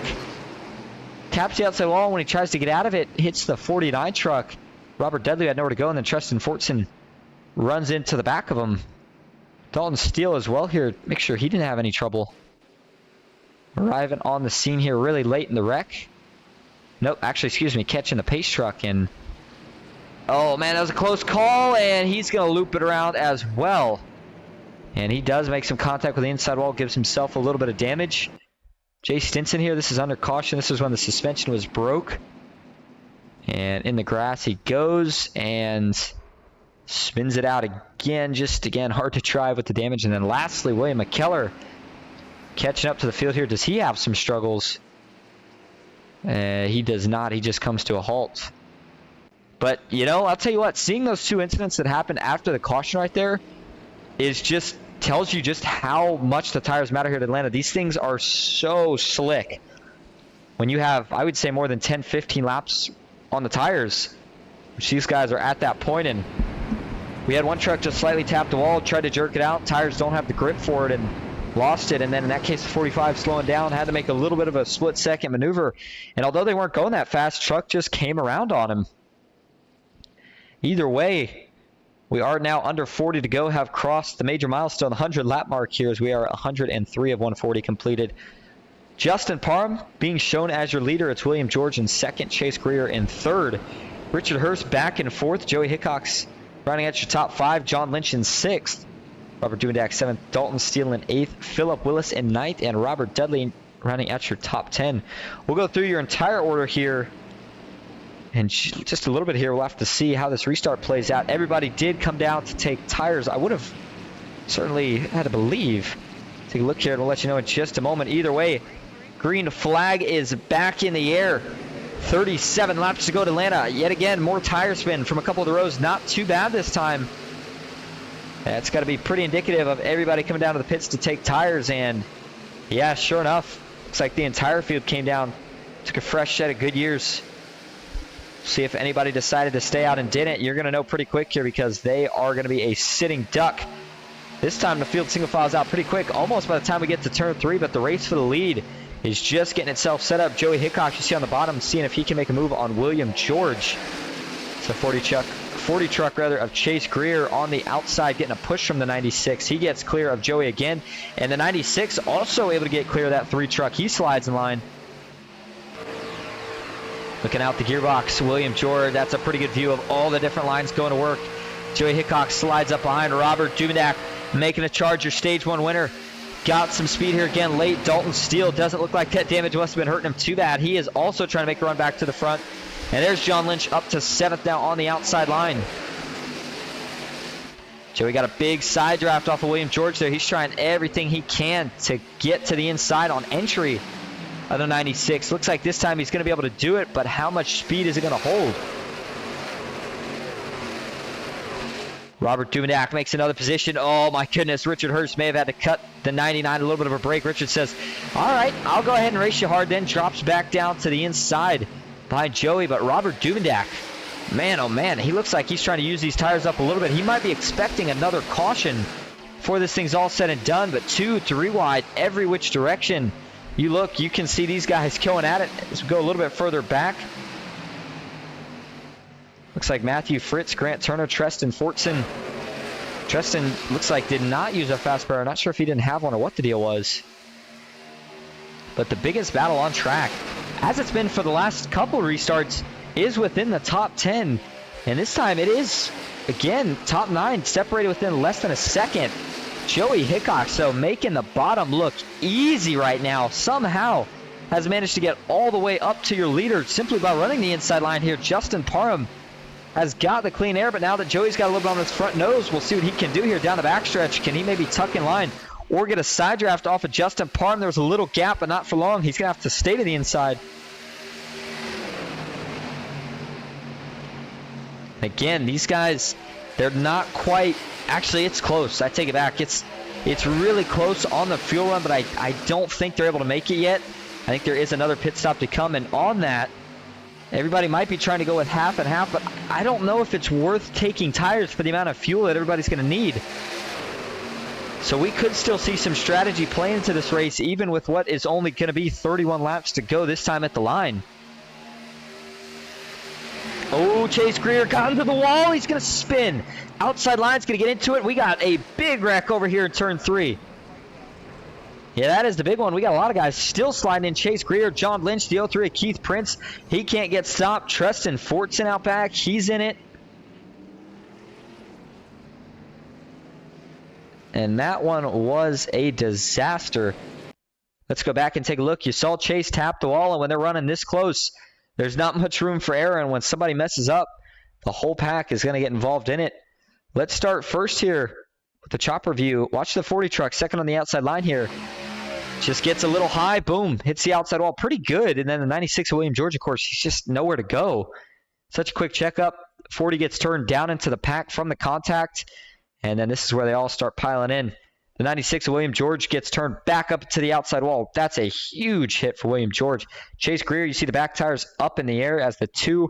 Stephen Hins piles in, and then the rest of the cavalry, everybody arriving on scene. Robert Duvendak a little bit ahead. He gets involved with, looks like, the 11 truck along with the 44. And, I mean, this had to be at least 10 to 15 trucks total. Big hit for the 58 there. Wasn't able to quite check up in time, so John Lynch gets some more damage. And then up top, Treston Fortson was trying to slow down. You see he's in the marbles, though. And he's just going to lock it up a little bit here, I think. And, yeah, just gets a little sideways. Grant Turner, though, was able to miss all of it. Matthew Fritz comes to a stop, waiting for these guys to get it all sorted out. And I'll tell you what, there was one stopped up top, one stopped in the middle, a couple stopped on the bottom. It might have been a wise choice there to do what Matthew Fritz did and just stop, because there was just nowhere to go. Talked about it looking like a parking lot, and that's certainly what it was. Watch from the cockpit view here for Chase Greer. And we'll take a look from a couple of the TV cams.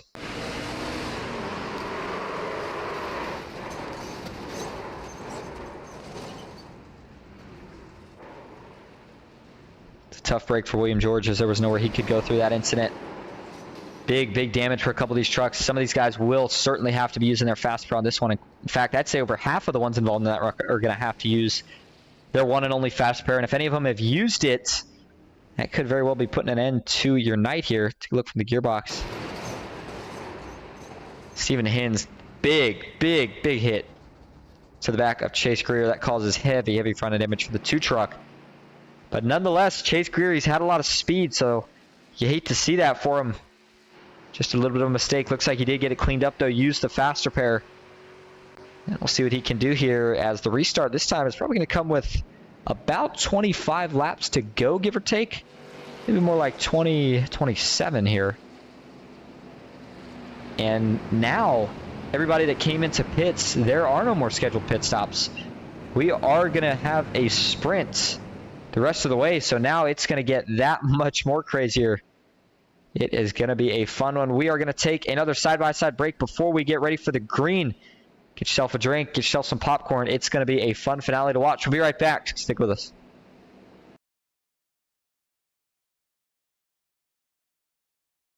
Ghost Racing Network now has merch.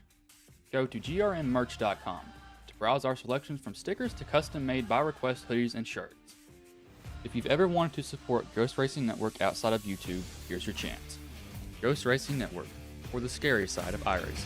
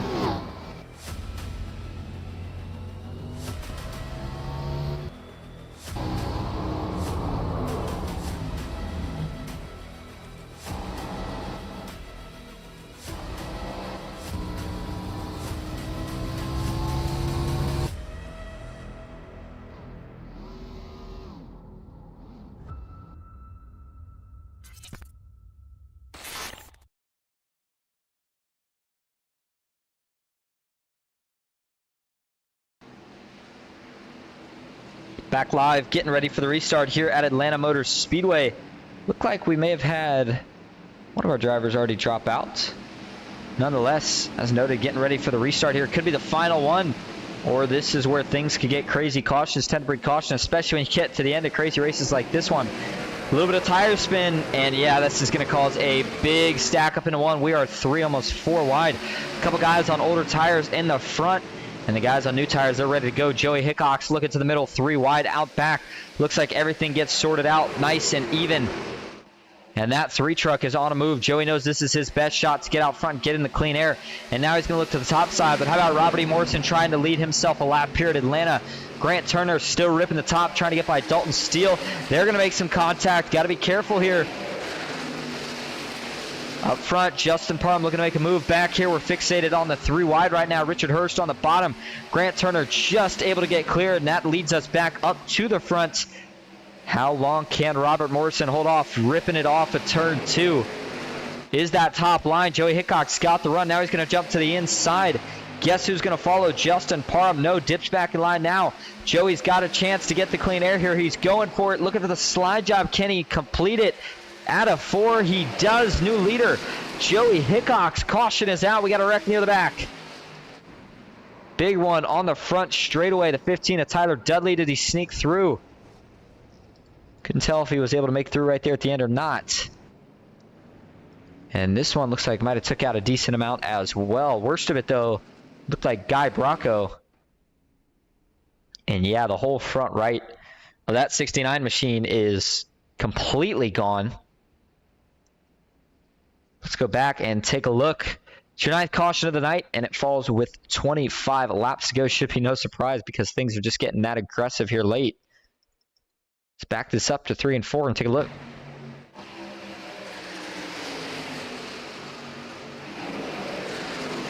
Just some slight contact between the 45 and 69. That sends him up. That was a big, almost, well, you know, I guess I didn't say that sentence right. I was going to say it was almost a big moment for the 44. You saw him get airborne, but looking back on the wreck itself, it's hard to tell from that first angle if Dalton came up or if Guy came down. And you see, yeah, Guy's burping the throttle here. He doesn't feel comfortable. And just, it looked like maybe a little bit of slight net code. Yeah, they never touch. Watch it right here, though. Just, it's hard to say. Guy may have just lost it. And by lost it, I don't mean he just completely lost the whole truck. It just got a little tight. And when they were as close as they were in racing, that battle that they were going at right there, there's just nowhere to go. He tried, but it just looked to me like, yeah, there's just not really anywhere to go. Take a different perspective of it. Go back to the chopper one more time. Now watch Guy here. Well, just a little bit, back it up a little bit more. I don't think he ever gets touched here, so I'm thinking just gets a little tight.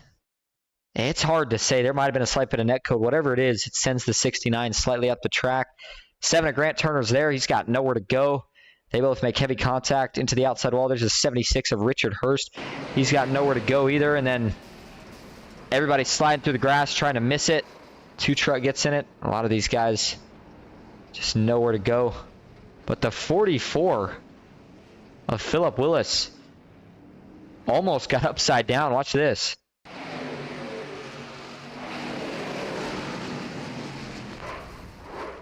.44 got tagged in the left rear, and that thing started spinning like a top. Man, oh man. Was able to land it before he got T-boned, and the 7 of Grant Turner gets up on the wall. Take one more look here from the limp cam.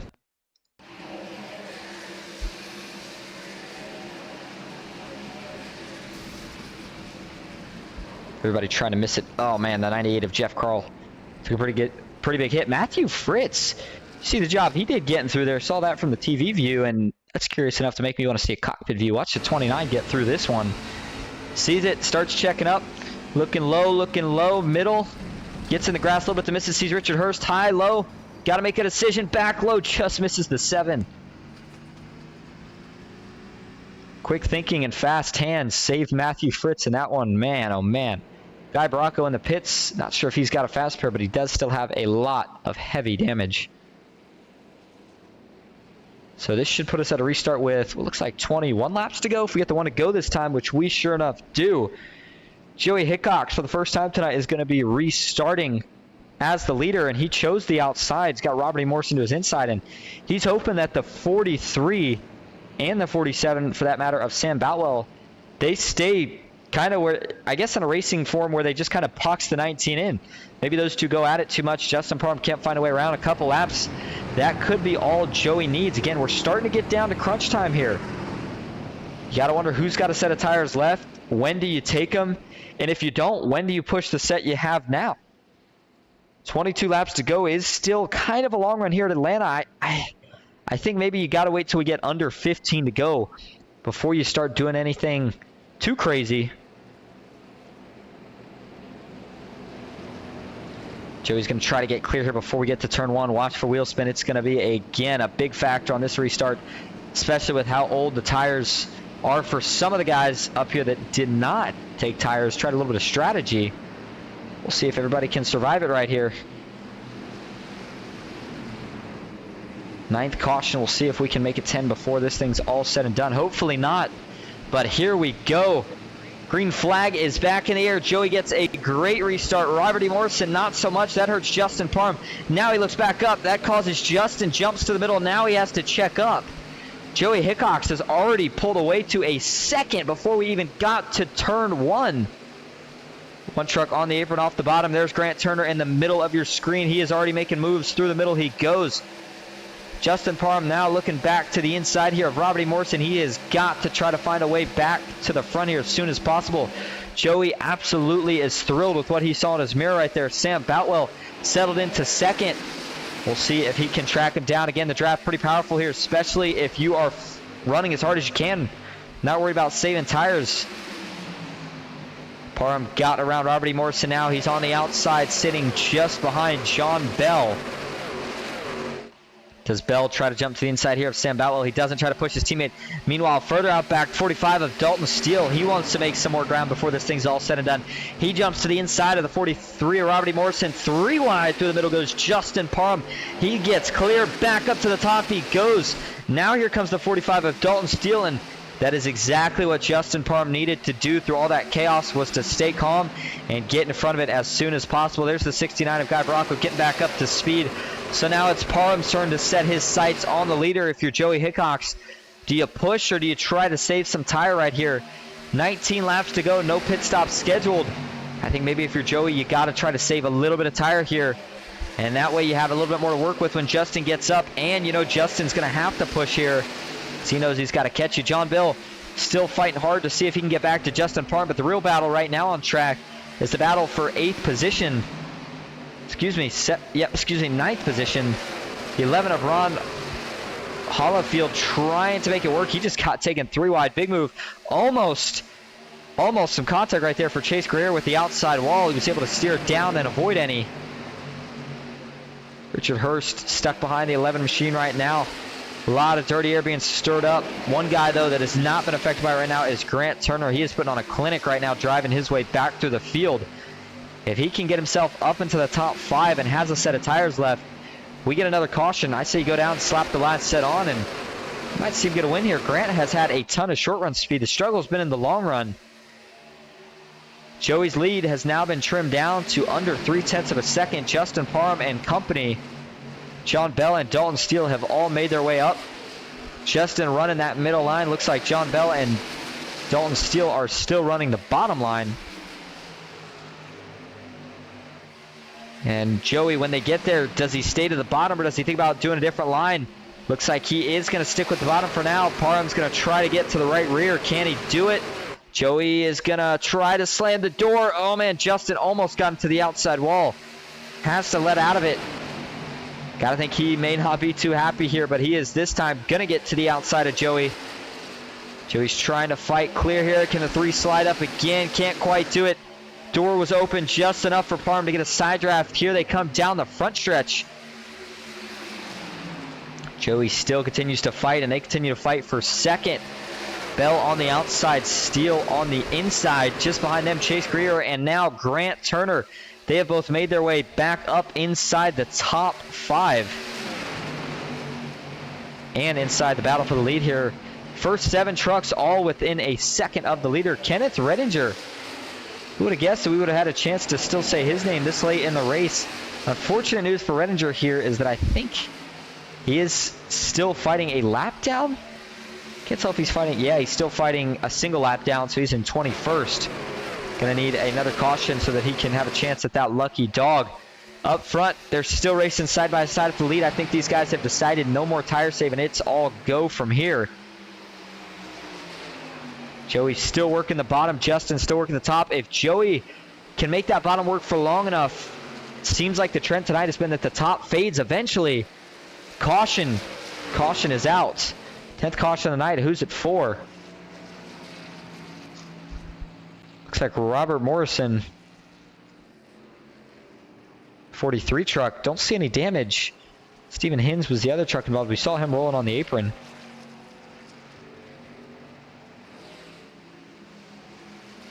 Yeah, front end definitely doesn't look too bad, if any.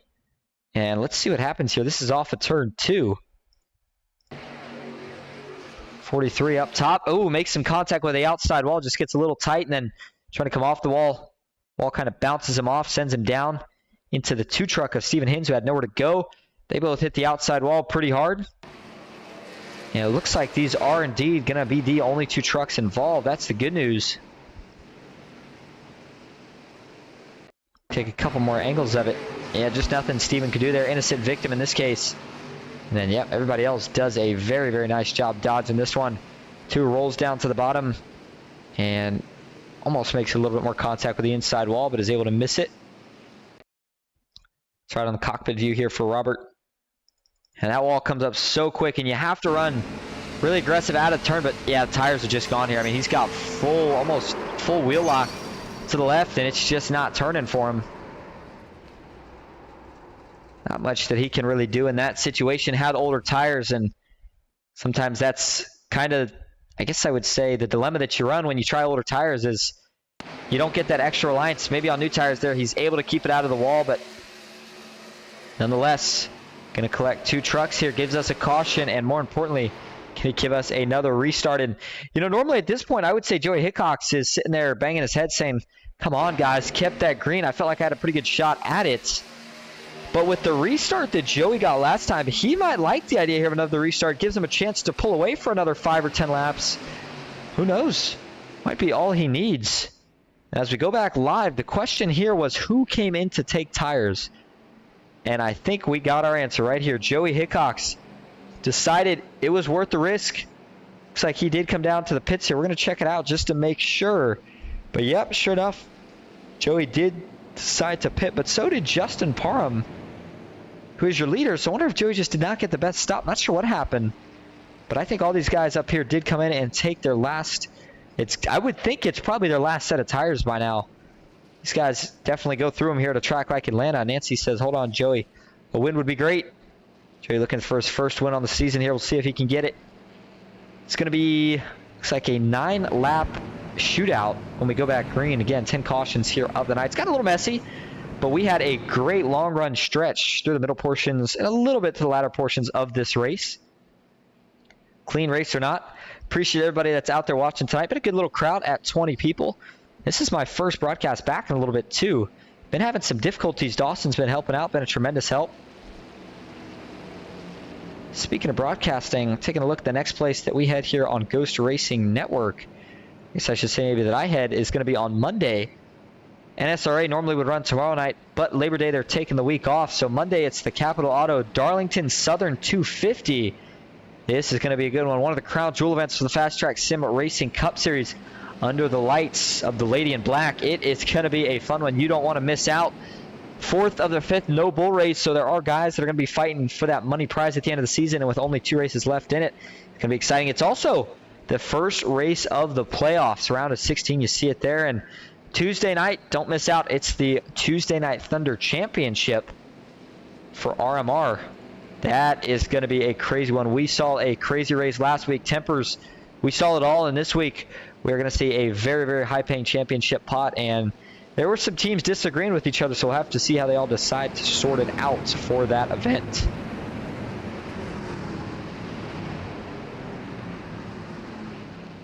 All right, so sure enough, going to be 9 laps to go. As you see, the lights are off this time. Parham leading the way, chose the outside. John Bell on the inside, up 17, by the way, from where he started. Hats off to John, been having a great run tonight. There's Grant Turner. Strategy worked out well for him. We'll see if he, I think at this point now, Grant is a huge contender for the win. Again, talked about the short run speed. He was wicked fast. And I would say with 9 laps to go, this is obviously full push for everybody at this point. So Grant, keep an eye on him here. Dalton Steele in 5th, Joey Hickox 6th. Another truck to keep an eye on, 45 and the 3-truck weather. And can't forget about the 40 of Chase Greer. We have got so many guys right here that I think could have a chance at it. It is going to be crazy. All right, here we go. Pace truck makes the hard left turn back into the Geico restart zone. We go. Green flag is back in the air. 9 laps to go to Atlanta. Big wheel spin for John Bell. He loses it. Down to the grass he goes. Can everybody else save it? Got a couple in the grass. No. Caution is out. We got another restart pileup. And Guy Bracco's in it. Looks like, did John Bell escape from it? Not sure if this was another wheel spin incident further out back. Looks like John didn't get any damage, but he did certainly lose all his track position. And tell you what, that restart worked out well for Joey as he got up to 3rd. And now this is going to put us on a restart with closer to 5 laps to go. Just going to make the aggression level that much higher. Okay, let's take a look here. The only thing unfortunate here is didn't get a view. I think this is a separate incident. But let's back it up to find out. So John Bell, you see immediately, yeah, just tire spin goes down. Now we got to find where the second incident happens because it didn't look like that caused, did that cause the second incident? Oh, it did. Chase Greer had to check up from it. And that little bit of a checkup right here. That's all it took. Chase Greer has to check up. Now he's getting some tire spin 45. Dalton Steele hits him, and then William McKellar hits Dalton Steele, sends him around into the outside, gets into Sam Boutwell, Robert Duvendak, and then at that point, it's just a mess. We got, again, another parking lot. Guys just kind of pile up with just nowhere to go. It's a tough break for Robert Duvendak and Sam Boutwell on that outside line. They just had nowhere to go, trying to miss that one. And restarts have been probably the second biggest cause of cautions here tonight. 31 of Jay Stinson, not quite able to sneak around, made some contact, and then gets spun right here. Does anybody else hit him? No, Kenneth Redinger was able to sneak by, so he should be okay. Take a couple more views here from the TV cams, and then we'll take a ride on board with Robert Duvendak before we head back trackside.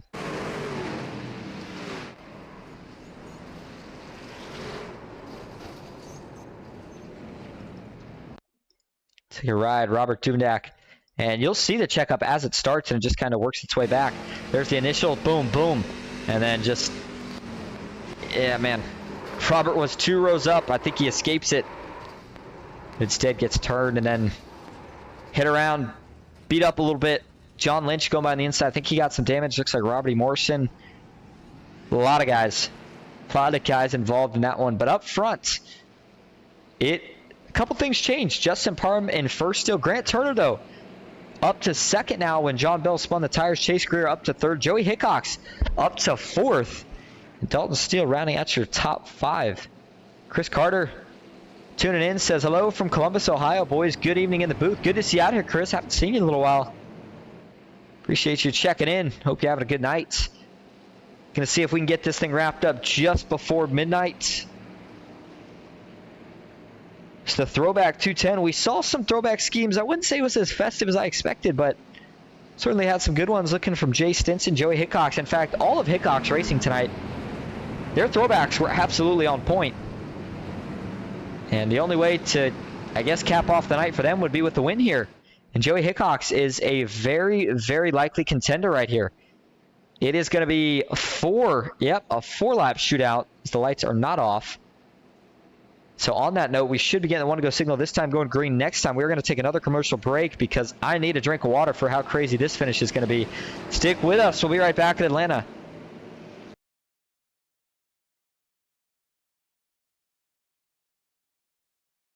Ghost Racing Network now has merch.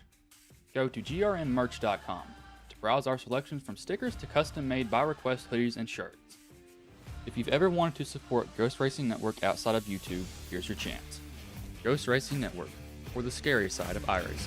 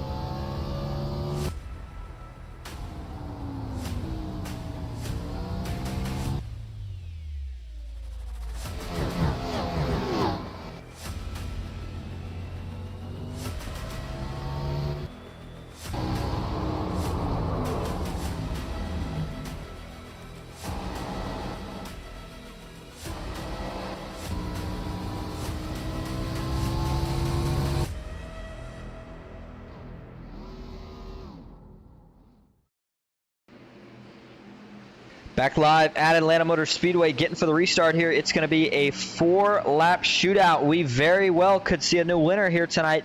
If any of your top 3 win, that certainly is. All right, here we go. Turner and Parham into the Geico restart zone. Green flag is back in the air. 4 laps to go at Atlanta. Great start for Justin Parham. He's able to get clear. The question is, can the rest of the field all hold it together for 3 more laps? So far, so good.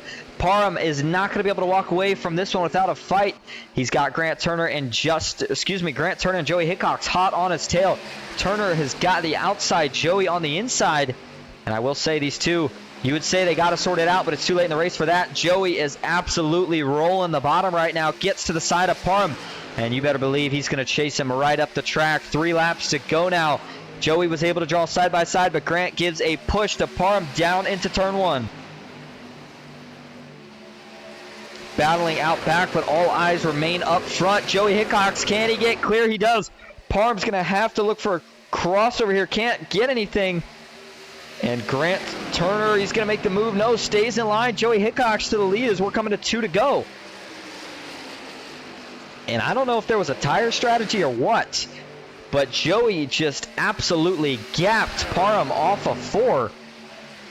And this is the last lap for caution, and I think right now Joey is going to try to run the fastest lap he has ran all night. He wants to see the white flag because he sees these two battling out back, and that continues to make his chances look a little better. Robert E. Morrison had some trouble, but everybody continues to keep it clean. Joey Hickox into turn 3, working his way through. Now out of turn 4, sees the white flag in the air. Can he get to it? He does. One more time around for Joey Hickox, looking for the first win of the season. He's got no pressure out back. 0.8 of a second is the gap. Maybe didn't quite have the speed that he was looking for in stage 1 or 2. In fact, didn't really see him in the top 3 through stage 1 and 2. A couple times started to creep in, but I'll tell you what, stage 3 came to life. Had to fight through these restarts, and it's all going to work out. Hickox Racing is going to send their second driver to victory lane of the season. First it was Fritz, now it's Hickox. Joey Hickox wins it at Atlanta.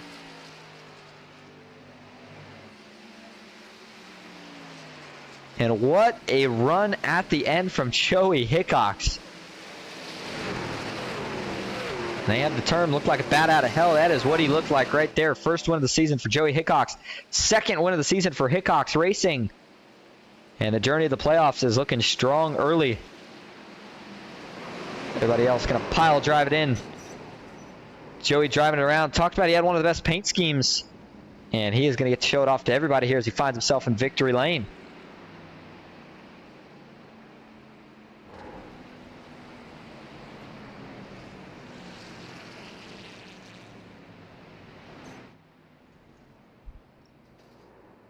Here comes the 3 truck, going to burn it down as Joey celebrates. We're going to go get your top 3 in here for interview. Stick with us. We'll be right back.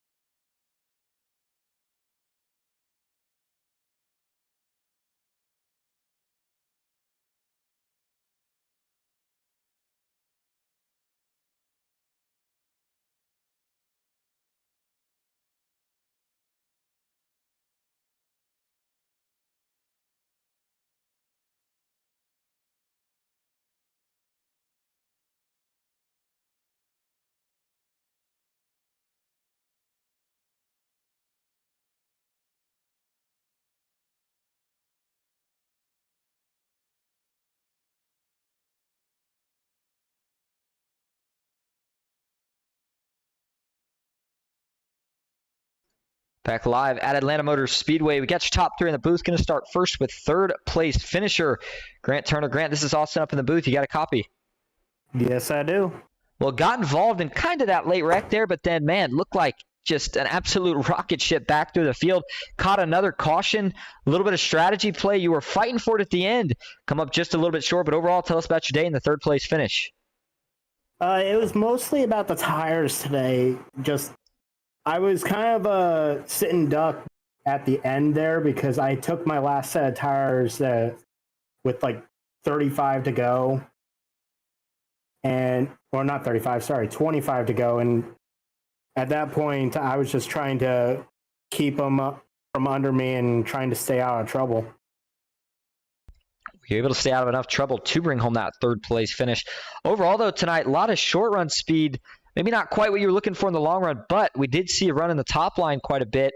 How do you think that's going to translate to next week here at Homestead? Well, Homestead is a completely different ball game. That one, I believe, is going to be even looser than Atlanta here. But it's going to be an interesting race, I would say, for the least. All right, well, we're excited for it, excited to watch you. Before we let you go tonight, is there anyone you'd like to thank or shout out?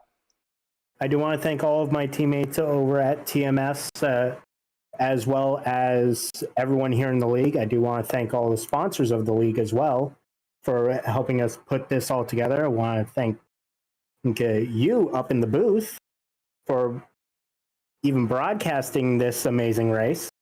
And the only last person to thank is actually Splash and Go Graphics for putting this livery on my truck. All right, sounds good. Thanks for talking to us. Congrats on the third place finish tonight.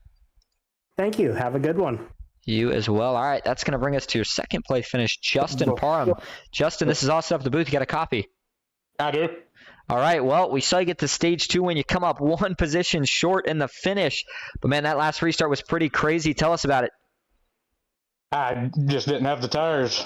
That previous caution, everybody, I think, in the field, other than like 3 cars, pitted, and I was one of them who stayed out. So just didn't have the tires to do it. As Joey got down in beside me in the corner, and he was just able to throttle up and just go on by. Still a good finish nonetheless. Want to ask you the same question that we just asked Grant. Next week, we head to Homestead, kind of similar in the sense of slippery, slidey, and we certainly see guys that can run the top line well, be very fast. How you feeling about it? I hate it. I've always struggled at Homestead. That's probably one of my worst tracks. All right, well, I apologize for asking the question then, but hey, no, in all seriousness, congrats on the second place finish tonight. Before we let you go, though, is anyone you'd like to thank or shout out?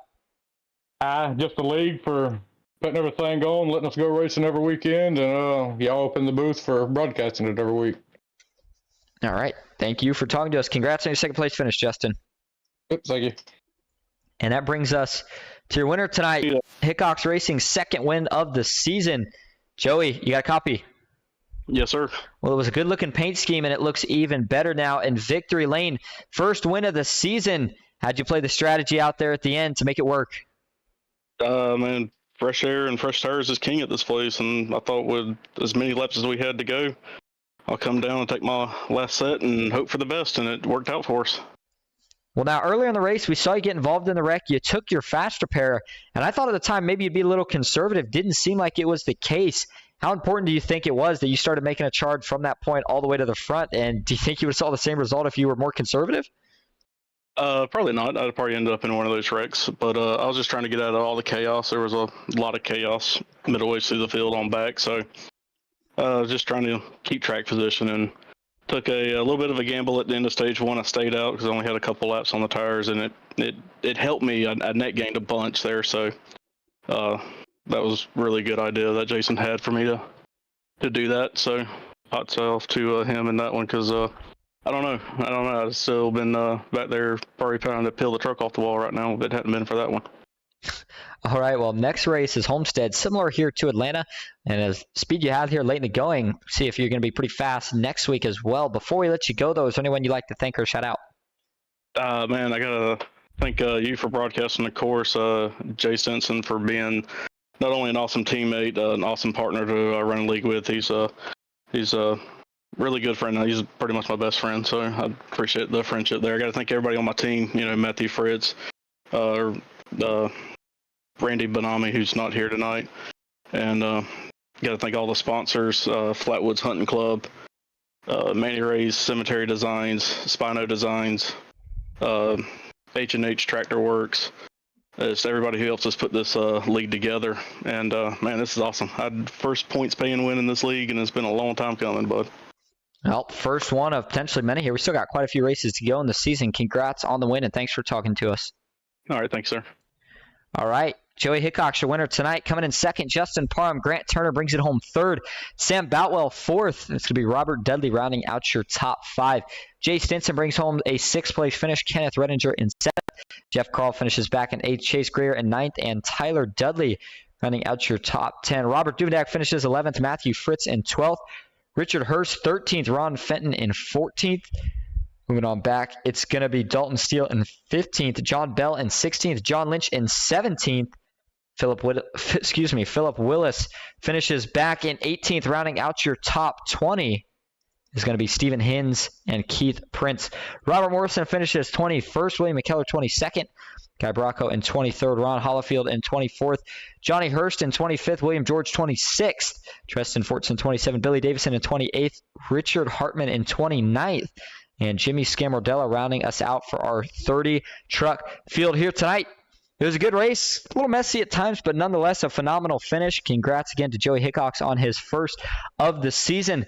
Next week, we're back Saturday for the NOMA Truck Series at Homestead, Miami. Make sure you don't miss out. It's going to be another good one. It's going to be another crazy one. Until next time, I hope you all have a good night, and thank you for watching.